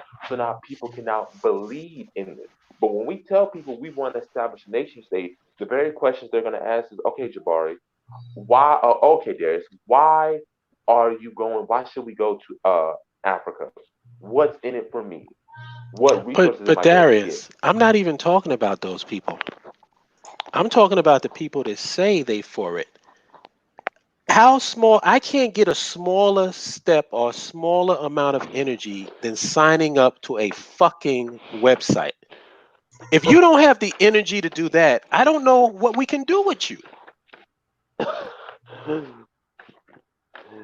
I That's mean, my issue. My issue is the people that say that this is what they want. You can't even get them to do something that takes 30 fucking seconds, but I'm going to invest my time that person is going to get a passport, take an 18-hour flight, and start going to another land and start doing something when you can't even do the bare minimum. Boy, now's the time, and I'm so glad I'm signed up. Let me show you something else, brother. Since the NBA suspended its season, so what are brothers talking about in the barbershop? No, it's If they go, the league is resumed. I was hoping they suspended indefinitely for the next 4 years because I think brothers go ahead and spend more time talking about nonsense and garbage. Is my point, and that's the thing. Wait, hold on a second. How did they resume it if there's nobody going to be in the stadium in the audience? I haven't heard that. I was here. I heard that. I saw something like 2 days ago that they're planning on resuming the league pretty soon. I don't know how they're going to do that. How you going? They don't care about killing folks, man. Get everybody in there. Yeah, that don't make sense. Same thing with these MMA tournaments. Kevin Durant got coronavirus. If Kevin Durant gets coronavirus, you know something's up. Yeah, but it's the same thing with these MMA organizations having crowdless fights. They still have them. They're just not gonna have anybody there. They're gonna rent out a whole arena with no fans. That makes absolutely no freaking sense. That's America, man. You forget where you at. Well, they don't Lord. Yeah, so. Yeah, I'm sorry I interrupted you. But they're owned by Disney because ESPN is owned by Disney. So Disney, I don't think any of us have to explain how much money Disney has. So they don't have enough money to put out some new damn content. Damn it. Yeah, so, they're gonna have to redo these movies, Minister. Like I think they're gonna release them to their Well, I know with Star Wars recently app or whatever. Yeah, I know with Star Wars recently they actually released it early on digital distribution, but not on Disney Plus, which was weird to me. Well, you know what? I was reading an article, bro, where I guess they're trying to plan to redo this thing. They're thinking about releasing these. Well, I know for a fact Wonder Woman said they're not releasing nothing to no site. You're going to have to go to the movie theaters for that. Which they're going to lose money. Exactly. I don't see how that's going to happen. That's kind of stupid. They're going to change that tune. Watch. I love when you talk like that. They can talk all the shit they want to. Ain't nobody going to no goddamn movie theater. Are you kidding me? Exactly. And nobody, let's be honest before we even get that far. Nobody's going to be allowed to go to no movie theater. Thank you. Yeah, they closed down now. That's a disaster waiting to happen. Yep. Yo, has any of you walked through your city just looking at all the businesses closed down? I've done it like 3 times, man. No, I went out yesterday. I went around my neighborhood, not through the city. Yeah, I went out yesterday in the Bronx. It was like fucking like a ghost town. I didn't even hear any music playing. I just came from the airport today. Now, where I just came from the airport today, and I walked in. Go ahead, brother. I just came into the air. I walked into Atlanta's airport, and it was a ghost town. You could see straight down. Some of the businesses were open, but overwhelming. They were just closed. I was like, man, I got on the plane, and there were so few people. You could choose where you wanted to sit in some places, as long as you didn't sit like at the very front. You could choose to sit where you wanted because there was not that many people on there. You may be able to afford the damn plane the way the shit's going now. You need to be careful. Yo, this is the point that I've been banging and trying to make. Now, you talking about this going on for a year? Are you kidding me? Yeah. This has never happened before. So, like, all these people who think that this is some coordinated, why is this white man is Thanos thing still going on? Like, everything's planned. They predicted, they calculated. These motherfuckers got caught with their pants down.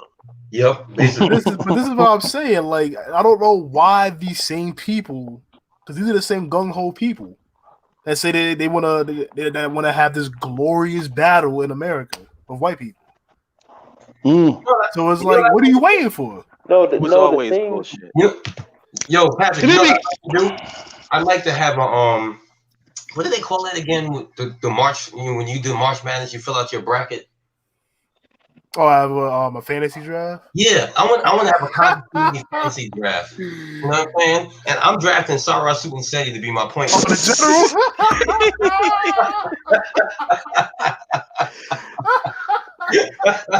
general. Don't draft me. That's all I'm saying. I ain't gonna be on nobody's team. I got Sarah. I sell peanuts in the stadium. We got to fight Quackle. So you can have you know what I'm saying? And I got Sarah Sutin-Seti, and one of us can have Alan Bay. You know what I'm saying? And all I know is I'll see y'all in like 5 weeks because these dudes have been talking about banging on the beast for years, and now's your chance to bang on the beast. So I drafted you, nigga. Go get Yeah. Can we have a pool or something so we can make some money off this shit? I want some points. I want you to, you know what I'm saying? Like, you get 5 points if you kill somebody. You get like 3 points if you just terrorize children. You know what I'm saying? Like. Nah, I gotta send you the video, Dawu, because he actually got exposed. One of my homies that I met through gaming. He sent me a video of this. It was a sister. She's in the military or was in the military.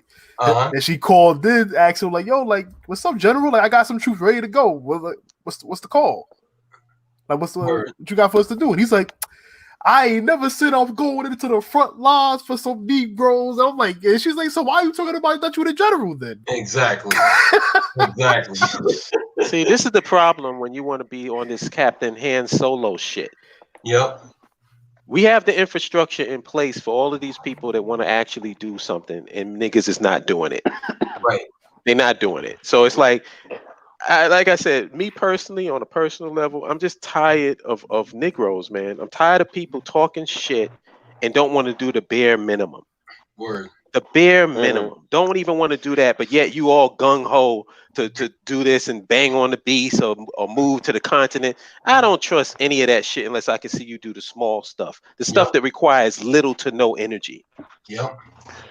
So what are the survival skills that these people have? You know, how do you go ahead and go from raw? I mean, go ahead, just you get on the ground, and how do you go ahead and support yourself? Go camping or to provide the food and water that you need, the shelter.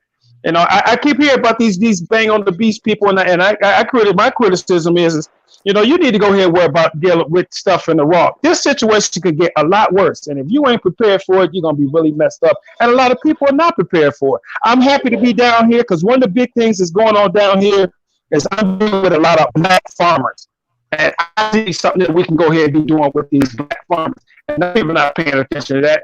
I think it's ridiculous to go ahead and see people going ahead running to the store, buying a bunch of toilet paper, and your water still work. Fuck that damn toilet paper. Just trying to wash your goddamn ass. That don't make no sense to me. No. See, the problem is with a lot of people. I'm gonna shit every day. I just think it has to deal with a lot of people live in conspiracy and make believe world. Like when it comes to martial law and toilet paper, it's like martial law. Do you understand? Like, do you think the U.S. government is going to allow you to just rise up and then not respond? Like, people have this. They don't think complex. They don't think of all the scenarios. I'm thinking of all case scenarios. Okay, if this conflict happens, who's on my side? Who's on my enemy? Who on the other side is willing to align with me that I have shared interest? How is the U.S. government going to respond? Are we prepared? What resources do I have? Wait a minute. Hold on. That's Darius? Yep. Darius, yeah. Are you talking about the average person? Yeah. Do you honestly feel the average person is going to go through that? These black revolutionaries, we gonna rise up. Remember what Colin said? Let me show you how. Rise up. Let me tell you how bad it is. It's even worse than what you're saying, because when somebody sends me a meme telling me about the coronavirus, nobody bothers to ask, "Are you a specialist in infectious disease?" To feel exactly. Exactly. They just take the shit and just run with it.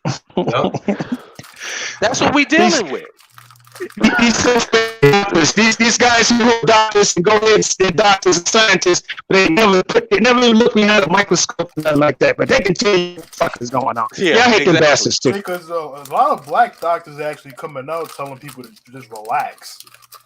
Like I really ODing with this shit. It's like, but this whole coronavirus thing, I've been saying this for the last 2 weeks now. It's really shown me how dirty people really are. Yeah. But this shit would not be to this point if people was actually clean. Rational. Well, the rational thing to do would be to test everybody and lock shit down in the areas where it's the most concentrated. That would be the logical thing to do. But the problem is you're dealing with America. South Korea. Yeah, like normal places with normal, rational thinking human beings. But you're talking about America. Have there been any significant testing going on in America now, in this country? Months. It's been out for a good solid month. Has anybody been banging on your door saying, "Yo, here's a test"? Yo, you know what's funny? Nope. 20 years from now, 20 years from now, I'm gonna be bouncing my grandchildren on my lap. Nigga be like, Uncle Dahoud, what the fuck was wrong with y'all back in 2020? I'm gonna say, what are you talking about? You mean to tell me there was a pandemic and they told y'all to just stay home? I'm gonna be like, yeah. I'll be like, yeah. No testing, no nothing. Oh, here we go with the bioweapon bullshit. Yep. Come on, man. Oh my gosh. What? Bioweapon. These niggas need to stop playing these damn video games, man. My division watch activated, bro. Stop it. The Division, I gotta get my character going again. Bioweapon. Yo, Patrick, fucking bioweapon. You know the thing that irritates me so much about these conspiracy theories is like, if you guys see this as a problem, why are you guys not running for office? Why are you guys not trying to? Because the establishment will collapse if people came together en masse, but nobody wants to do that. Oh, I got a better one for you, Darius. Answer that before you go, hold up, because that would be hypocritical of their ideology. Because the ideology is saying fuck America. So why would you want to be in the government of America? You're not patriotic. Don't you ever say fuck America. Oh. So it's like, but yo, I got a better one for you. How come all of these gun nuts and militarily trained dudes who talking all this stuff about conspiracy theories, how come you don't go and just kill the Illuminati? Oh man, why don't you put together a task force and go and kill the Illuminati? That way, instead of you worried about killing them, what you want to do is prepare for a post-apocalyptic zombie scenario. Nah, That's because what you're gonna do. That's what you're gonna do with all your military training. Why don't you go and kill the motherfuckers that you say are the problem? Since that's what you do, isn't that what guns are for? Yeah. Oh, okay. I know Oh why. my God. I know why. I know why. Because it's all bullshit. It's all bullshit, and it just cowardice runs deep. No. Let me say no. Wait, Let they me say said to all of them. I just read the person's remember, comment saying COVID-19 is a U.S. bioweapon. Yeah. That doesn't even make any How sense. how is that so? It just gets stupid and stupid. And every time I see or hear somebody go ahead and say one of these conspiracy things about this virus thing, it's like they're not scientists. They got no proof. They fucking in somebody's basement talking stupid as hell. And it makes no sense, like I've said before, because what I told everybody a long time ago, the Illuminati that everybody's so concerned about, this secret organization that everybody knows. What do the people in power want? Yeah, do they want to track your calls? Do they want to track your movements and everything? Yeah, but why do they want to do it? Nobody asked that question. The reason why they want to do that shit is so that they know your purchasing habits so they can market to you. Yeah, That's the big conspiracy. yeah, that's obvious. It's been known. Like it's been known. I don't understand how people don't know that. Like their goal is to make money. So if I need to make money, I need to know your habits. Like I need to know you. Like everybody that you got a can't cell spend phone, money it's if you're in already a wrap. fucking concentration camp.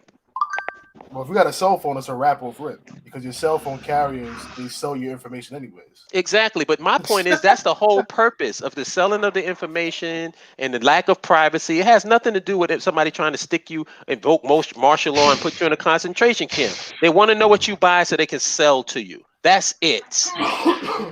hold on, wait, everybody in the chat. I have this question to ask.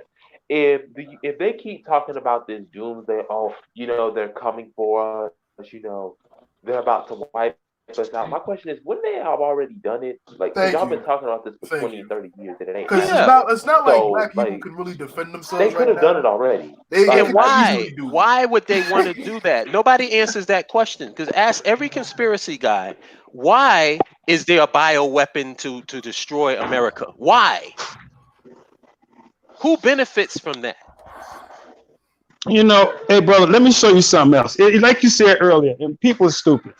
I was looking at a video just yesterday, and it was like from the Daily Show. And the beginning of the video just made me laugh so much I need to look at it. It was this guy going to a Trump rally. Right? He was going to the Trump rally, and he asked one of the people who went to the Trump rally, "Why are you here?" He said, "Well, I'm going to go ahead and find out why Obama didn't do nothing about 9/11." What?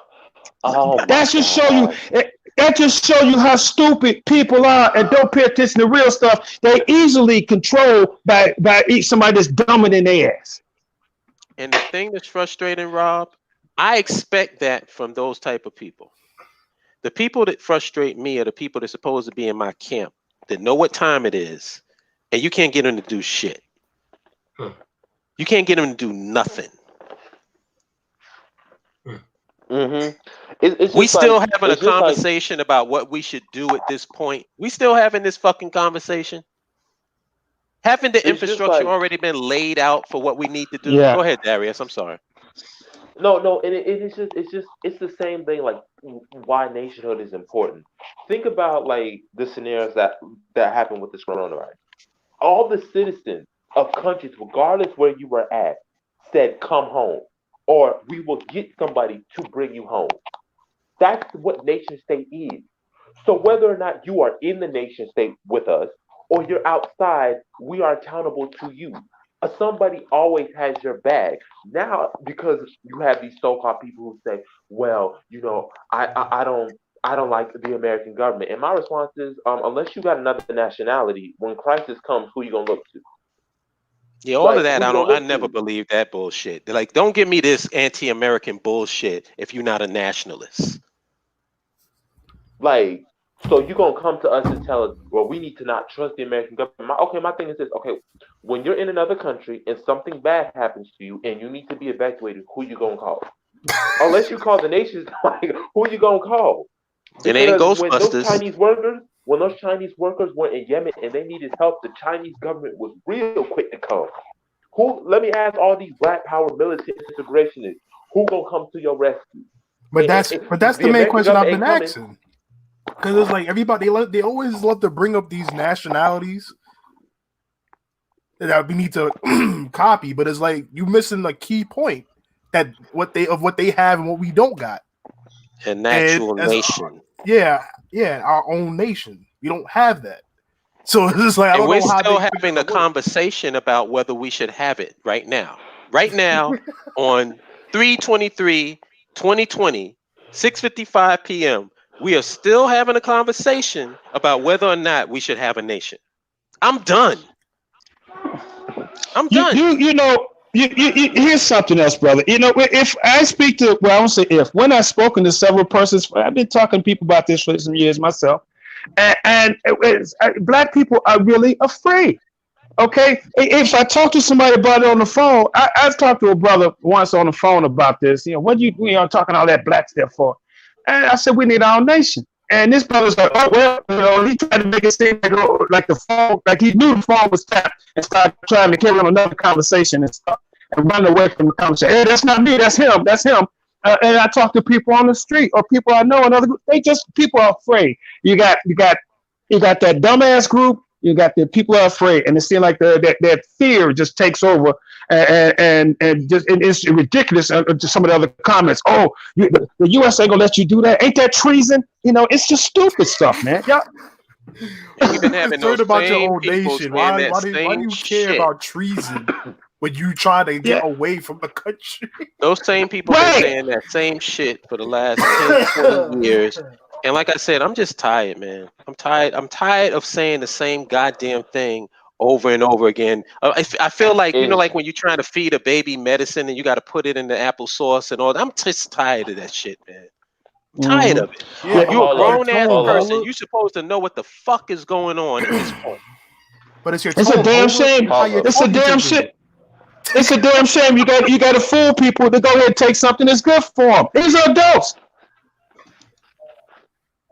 Like for example, even my mom, right? She's not a part of none of this shit. But I guess I'm kind of rubbing off on her a little bit now. But she also helped in the process of me even being with my mindset, even being here today. But she's even like, yeah, like I don't get it. Like we know what to do, we just don't want to do it. And I've been saying put on the screen. Yes. Give me your thoughts on that. So I listen to a lot of different podcasts, and most, not all, attack each other. You guys doing as well? I don't even know what that means. Oh, I understand what that means. I agree with that.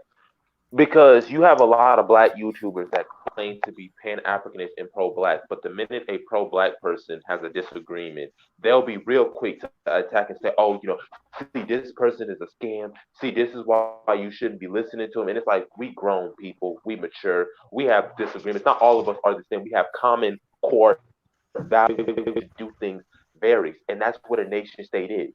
A nation state we're going to have people in our nation that disagree. We're going to have people who are in our nation that might be with somebody of another nationality or somebody from another ethnic group. You have to accept to agree to disagree, because if you can't do that, the nation state is going to collapse. Because what I'm hearing from a lot of these so-called conscious people is they want a totalitarian state, and they don't want no criticism. And that's not going to be sustainable. You're going to have to accept the fact that there's going to be a disagreement, and it's going to happen. Like, people, they're just going to have to accept that. Like, they're just going to have to accept that. I don't see this as being attacks. I just see this as pointing out the inconsistencies in these people's argument. That's all. How are we attacking on their ideology? I want to know. Yeah, it's not even if that's what they're talking about. Or maybe they're upset at that. Then they're late then, because that was a long. I'm just throwing it out there. It's bullshit. But even then, that actually sounds like we being tone police. That's what it feels like. Yeah, exactly. That's what I was saying earlier. It's because it's how you're saying it. Hold up, you're saying it with an aggressive manner. I am so goddamn tired of the tone police, man. It's like that's your issue. Like the video Yeah. that I What's did being when I was said talking is how about you say it. Pan-African. I was talking about Pan-Africans, and my whole point of my video was that I was going into attack mode against the people attacking Africa because they was having a ball attacking Africa for a while.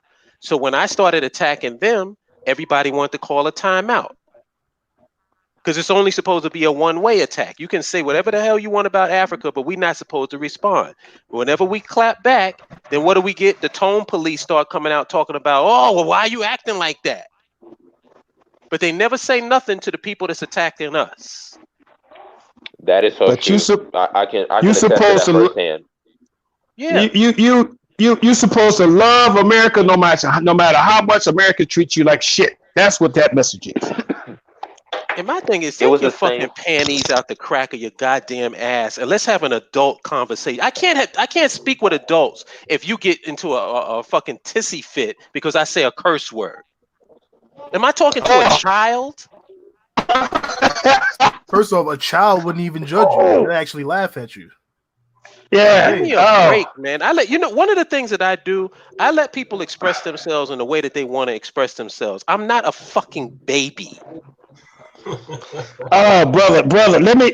Oh, brother, you don't know how much I really, honestly, it's sometimes in my mind when individuals come to me and like, oh man, I like your message, but you use a lot of cuss words. Honestly, what's going on in my mind at that point is I should spit in your face and get you in the nuts. You're in the fucking way. Okay? Because it's time for that baby talk shit, all that shit out the fucking window. People are dying. Our people are being killed. Our people are being treated like shit. And you want me to go ahead and have a child fucking conversation with you? Again, I want to spit in your face and kick you in the nuts. And I'm pretty sure a lot of y'all feel that way, but we try to do it in a diplomatic way. But you feel that way because these people keep on coming out with, they don't hear the message, they just hear that tone. Okay? And it's real disturbing. My tone is set to pissed off. Everybody in the chat. How is that different when they're like, oh, it's how you say it? How is that any different when you have people in segments of the white community that say, I agree with what you said, but it's how you said it. Yes. How are they any different than the? Yes. Yeah. You Negroes, your panties out of a bunch, man. Take the panties out the crack of your ass and have an adult conversation. That's to go ahead and control you, so you don't keep going ahead and sound like a real revolutionary. So you don't really you scared. Like people want you to be robotic. Like as long as you're robotic, they're comfortable with you. They don't want to see people think that you having emotion or me showing my passion for something is me being, vicious or me attacking you. No, I'm just passionate about it. You have to understand the difference between passion and attacking somebody. I'm not attacking you as a person. I'm not attacking nothing. I'm just simply saying what's on my mind. Like, what do you want me to do? Brother. No, brother. If I no, brother. They want would you start agreeing and would you start doing what I tell you to? No, brother. Why do I have to change the language then? If it's not going to do me these people. These people are afraid, and they don't want you to go ahead and make white people feel uncomfortable. That's what that is. It's not even I don't know. I'd say it's more so they don't want you to I do some heavy thinking, deep brown study, and I'm at the point where it's like you want to build, but it's like at the same time, just why not just go on my own? I'm at that Danny Glover. I'm getting too black for this shit. Because like one of the red flag words, as I call them, I call certain phrases or words that certain people say very questionable. Because for the one main one that I noticed that's a massive red flag to me is when they say that they're RBG black nationalists, right? But then the first thing that they think is a solution is to try to build a functional society within America.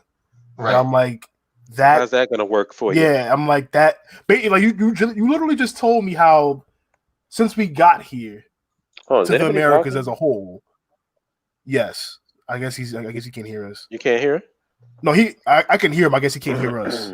But I'm saying like you tell us our entire history of how our recent history of how we got over to the Americans and been treated like shit up until now. But then your solution is to get black people in America, specifically the United States, financially stable. How did you come up with that conclusion in your head after everything you just told me? You know You're what, brother? actually applying logic to the situation, and that's your flaw. Yeah, but here's something else. To add to what the brother just said, like, when do you stop fucking fighting and settle down and have your own shit? When? Okay, because no matter, and you always play that Dr. Wilson's thing and talk about everything that black people do benefits the white man. Right. And black people don't catch that concept. Everything you do benefits them. When do you do some stuff to benefit yourself? When do you go ahead and stop this fighting? When does the fight stop and you settle down and be comfortable? When did the fight actually start? I don't have much faith. That too. Like I said, I don't have much faith in the people, because the people in South Carolina saved the Democratic Party and use their political capital for absolutely fucking nothing. Somebody got an echo. Yeah, Who's listening on the computer? Yeah, somebody got an echo. You got your computer. Shout out to brother Vic Shepherd. I'm looking at your profile pic, and if that's your daughter, she's adorable. But it all comes around full circle, like this person said. Hold on, let me go back to it. A stolen tactics to not actually build shit. That stuff, when people try to talk police, that shit just makes me laugh. You know what I'm saying? Because I don't know. I come from a culture where you are not supposed to curse and all that other stuff. And quite frankly, I just do it. Like I just do it how I feel like doing because it. Because you're an adult. Say what? Because you're an adult. Right. Naughty words don't make you blush.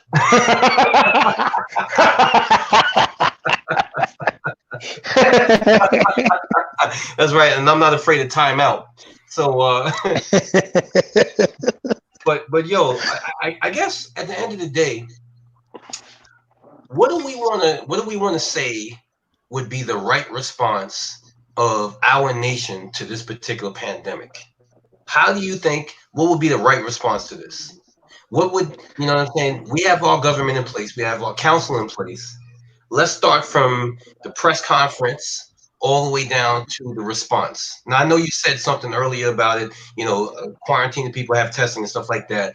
But in my judgment, a lot of that happens at the border. You know what I'm saying? I feel like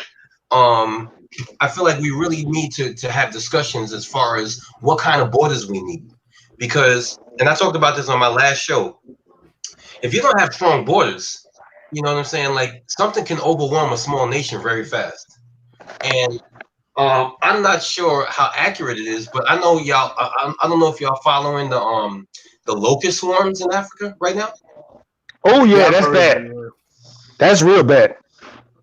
Yeah, so you got that going, and like I said on my show, like I was talking to Warlord a couple of years ago, and he was saying this to me. It's like, there's bigger things to worry about than just quote unquote, we got to defend against the beast, because there's a lot of things that, you establish a nation on the continent, you have to deal with continental environment situations.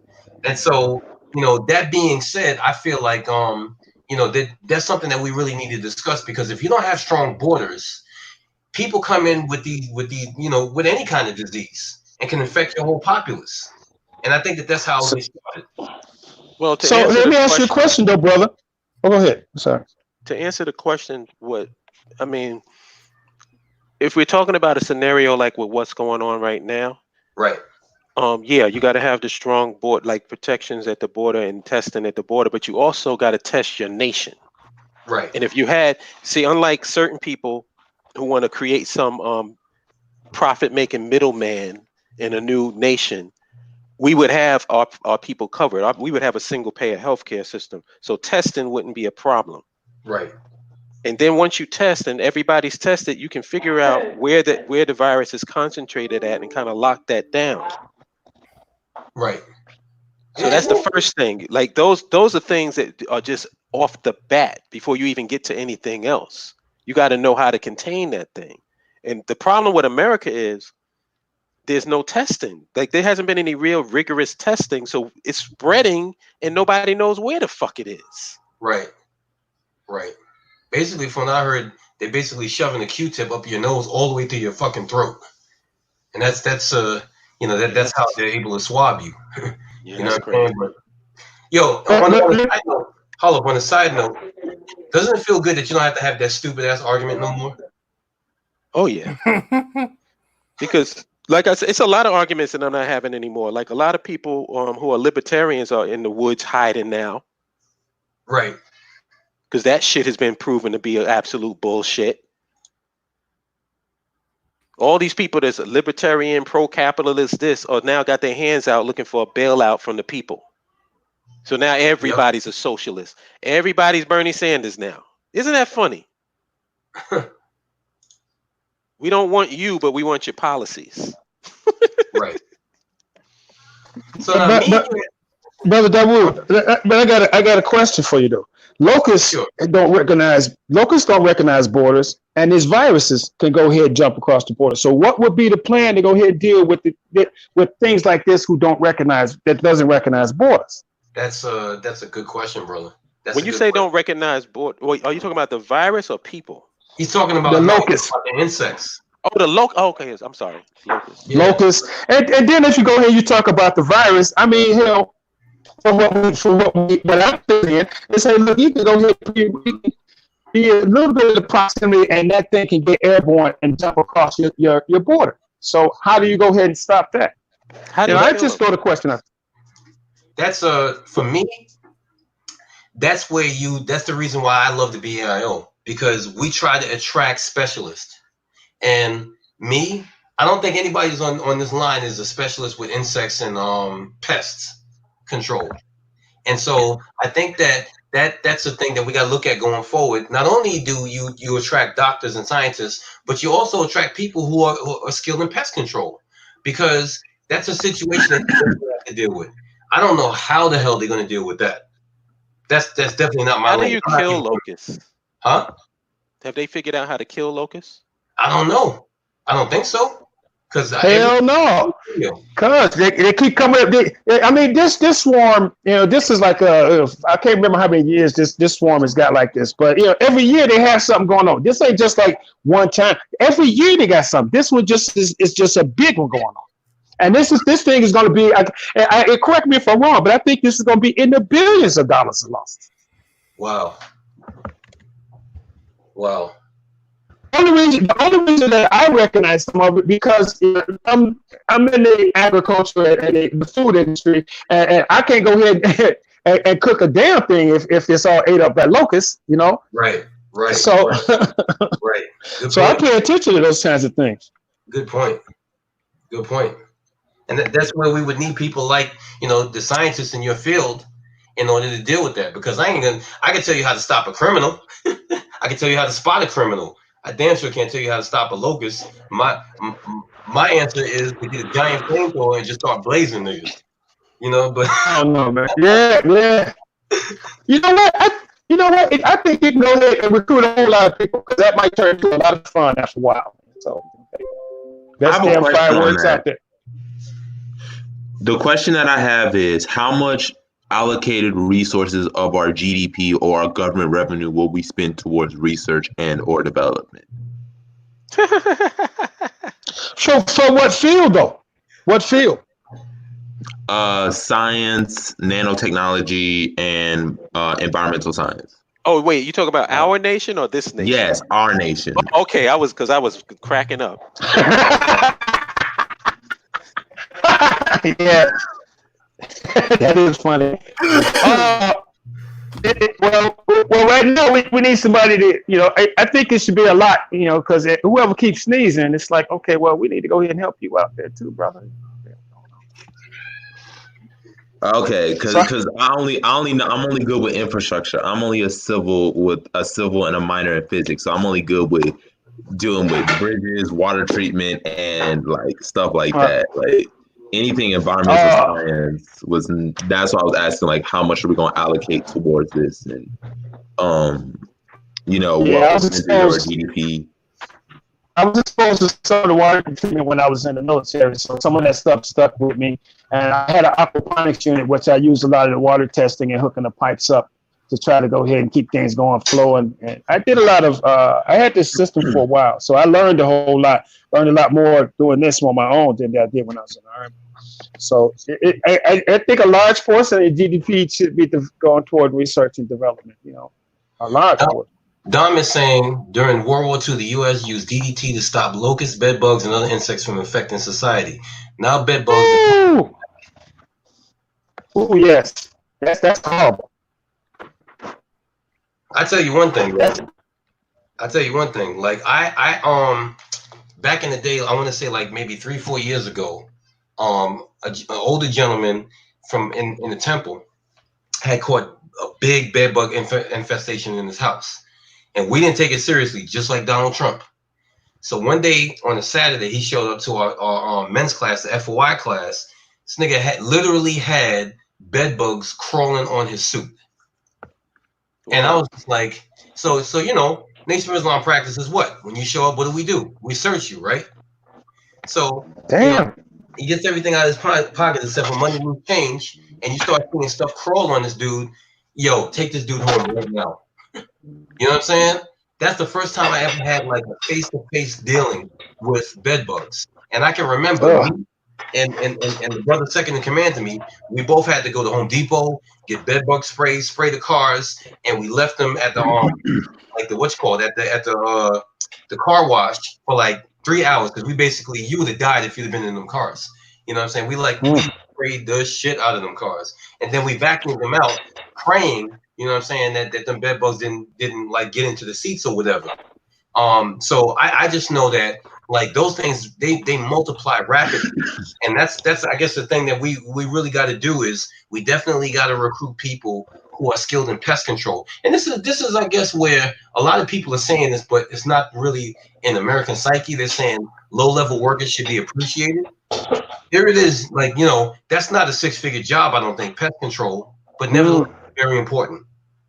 Mm-hmm. Yeah. Let me add to what you. Go ahead, brother. We can all see by what's going on right now how important the low-level workers really are. Right. Mm-hmm. Right. Mm-hmm. See, I'll show you something else, brother. Being in the food business, man, a lot of people they would love me. I'm the chef. I'm the head chef. But for me, I love the dishwashers. I love the person to clean off the table, because if they don't wash their dishes correctly, they don't go ahead and follow the certain procedures and standards, the next person eat off that plate is going to go ahead and be in intensive care and have some other problems. So I used to go ahead, when I worked at a new restaurant, I would go ahead and hang out with the dishwashers. I would never go ahead and be hanging out with other chefs and stuff like that. No, I want to make sure I got good with them, because a lot of times the dishwashers getting tips, the busboys getting tips, but they're making sure we stay open, and I keep paying, keep getting money in my pocket. So what we call low-level workers, no, I got a lot of respect for them, man. Respect. I take them out and get them drunk all the time. Indeed. I would also like to add, I think it's important that in our nation is to invest in our working class and in our middle class, because America does not want to spend the money on trying to build and strengthen its middle class. So we need to be able to be willing to offer certifications in aerospace and civil engineering, environmental engineering, so that we can be ahead of the game. An example would be, since we want somewhere on the coast, we're going to need people who are experts in water engineering, because water is a huge source of power that you can get. But we don't invest in that because we as Americans, we like to see billionaires, and in a Black America is especially prevalent. We want to be billionaires. I don't want to be a billionaire. I don't want to be a millionaire. I want to be a valuable citizen to my nation, whether or not I'm in the nation or I'm outside of the nation. And I feel like we need to instill that in our people, because if we don't, it's going to crumble, because they're going to be so focused on trying to be millionaires and billionaires that they're not caring about. Focus on the nation first. Focus on the well-being of the group of people first. I think we got to get that in first before we can do anything else. Well, okay. So when you're talking about the different classes and who, being millionaires, billionaires, Yeah, that just comes down to American greed. We got to go ahead and change the psyche so we don't have to have these. Being comfortable is more important to me. Being comfortable, I mean, I can go ahead and get whatever, but I'm just comfortable and I'm happy being this way. So how do you go ahead? I hope everyone agrees that, hey, look, we should go ahead and focus on being comfortable. If you want to go ahead and move up, then that's a whole different thing. But being comfortable is much, much more important. Well, I feel that if you're living in a nation, your nation should take care. There's certain things that are just off the table in terms of whether you get it or not. And to me, that's healthcare. I believe that if you have people that's working, that wage should be tied to productivity. So not just few people at top are making or racking in billions while you have people trying to live some minimum wage lifestyle. You know, you have to have a government or a nation that actually benefits the people that's living in it. Wow, what a radical concept. No, like, how is it radical? Like, I don't understand that. It's just like it shouldn't be radical to realize that something should be nationalized. There's nothing wrong with nationalization. I've always been against major natural resources and industries being privatized instead of nationalized, because the workers should own the means of those production. The workers should be the one that are reaping those stocks and bonds, those securities, those investments, because that's what makes workers proud to be a part of that workforce. You look at most Americans, they're miserable. They're miserable. Why?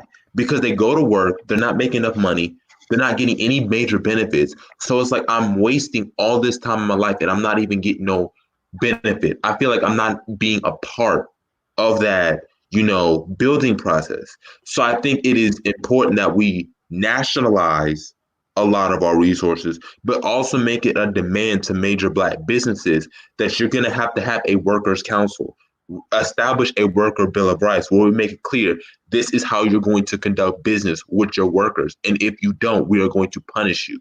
Because a lot of people who talk about building this so-called Black Wall Street or building the Black nation they view it almost like a Black version of white Wall Street. The correct terminology is a CBD. It's a central business district or financial business district or city center. But we want to have the Black version of a white institution. And I feel like that has got to be twisted. That's got to be completely revamped, because having that a Black version of whiteness is no different. It's no different for me going to Black Wall Street if you're going to exploit me just like how white Wall Street does. And I feel like we have to make that clearly distinguishable. And that's why I support the BIO. And that's why, I support your whole concept, because y'all understand, y'all think more than just, we're trying to build nationhood or we're trying to build Black Wall Street. But it's like, you guys understand that there's a lot that goes into it. Hey, brother, I'm glad you put out that term, central business district. That's, that's another way you can go ahead and fool them to come and go ahead and get their heads right. Keep on using that central business district. I like it because you call it Black Wall Street and people kind of get lazy or lost. But yeah, central business district. I'm sorry, y'all, but Minister had to cut out, and I'm gonna have to cut out too because I'm working at home. So I'm gonna be working in a few minutes. But I just wanted to say this: I got Chef and I know Ollie's in there. Can y'all please go to the BAIO website and finish your profile? Okay, I'm gonna try. Hold up. I'm on it right now. And there's one or two questions that I would have to ask you, but that's pretty much it. Like, I'm literally on here right now getting it finished.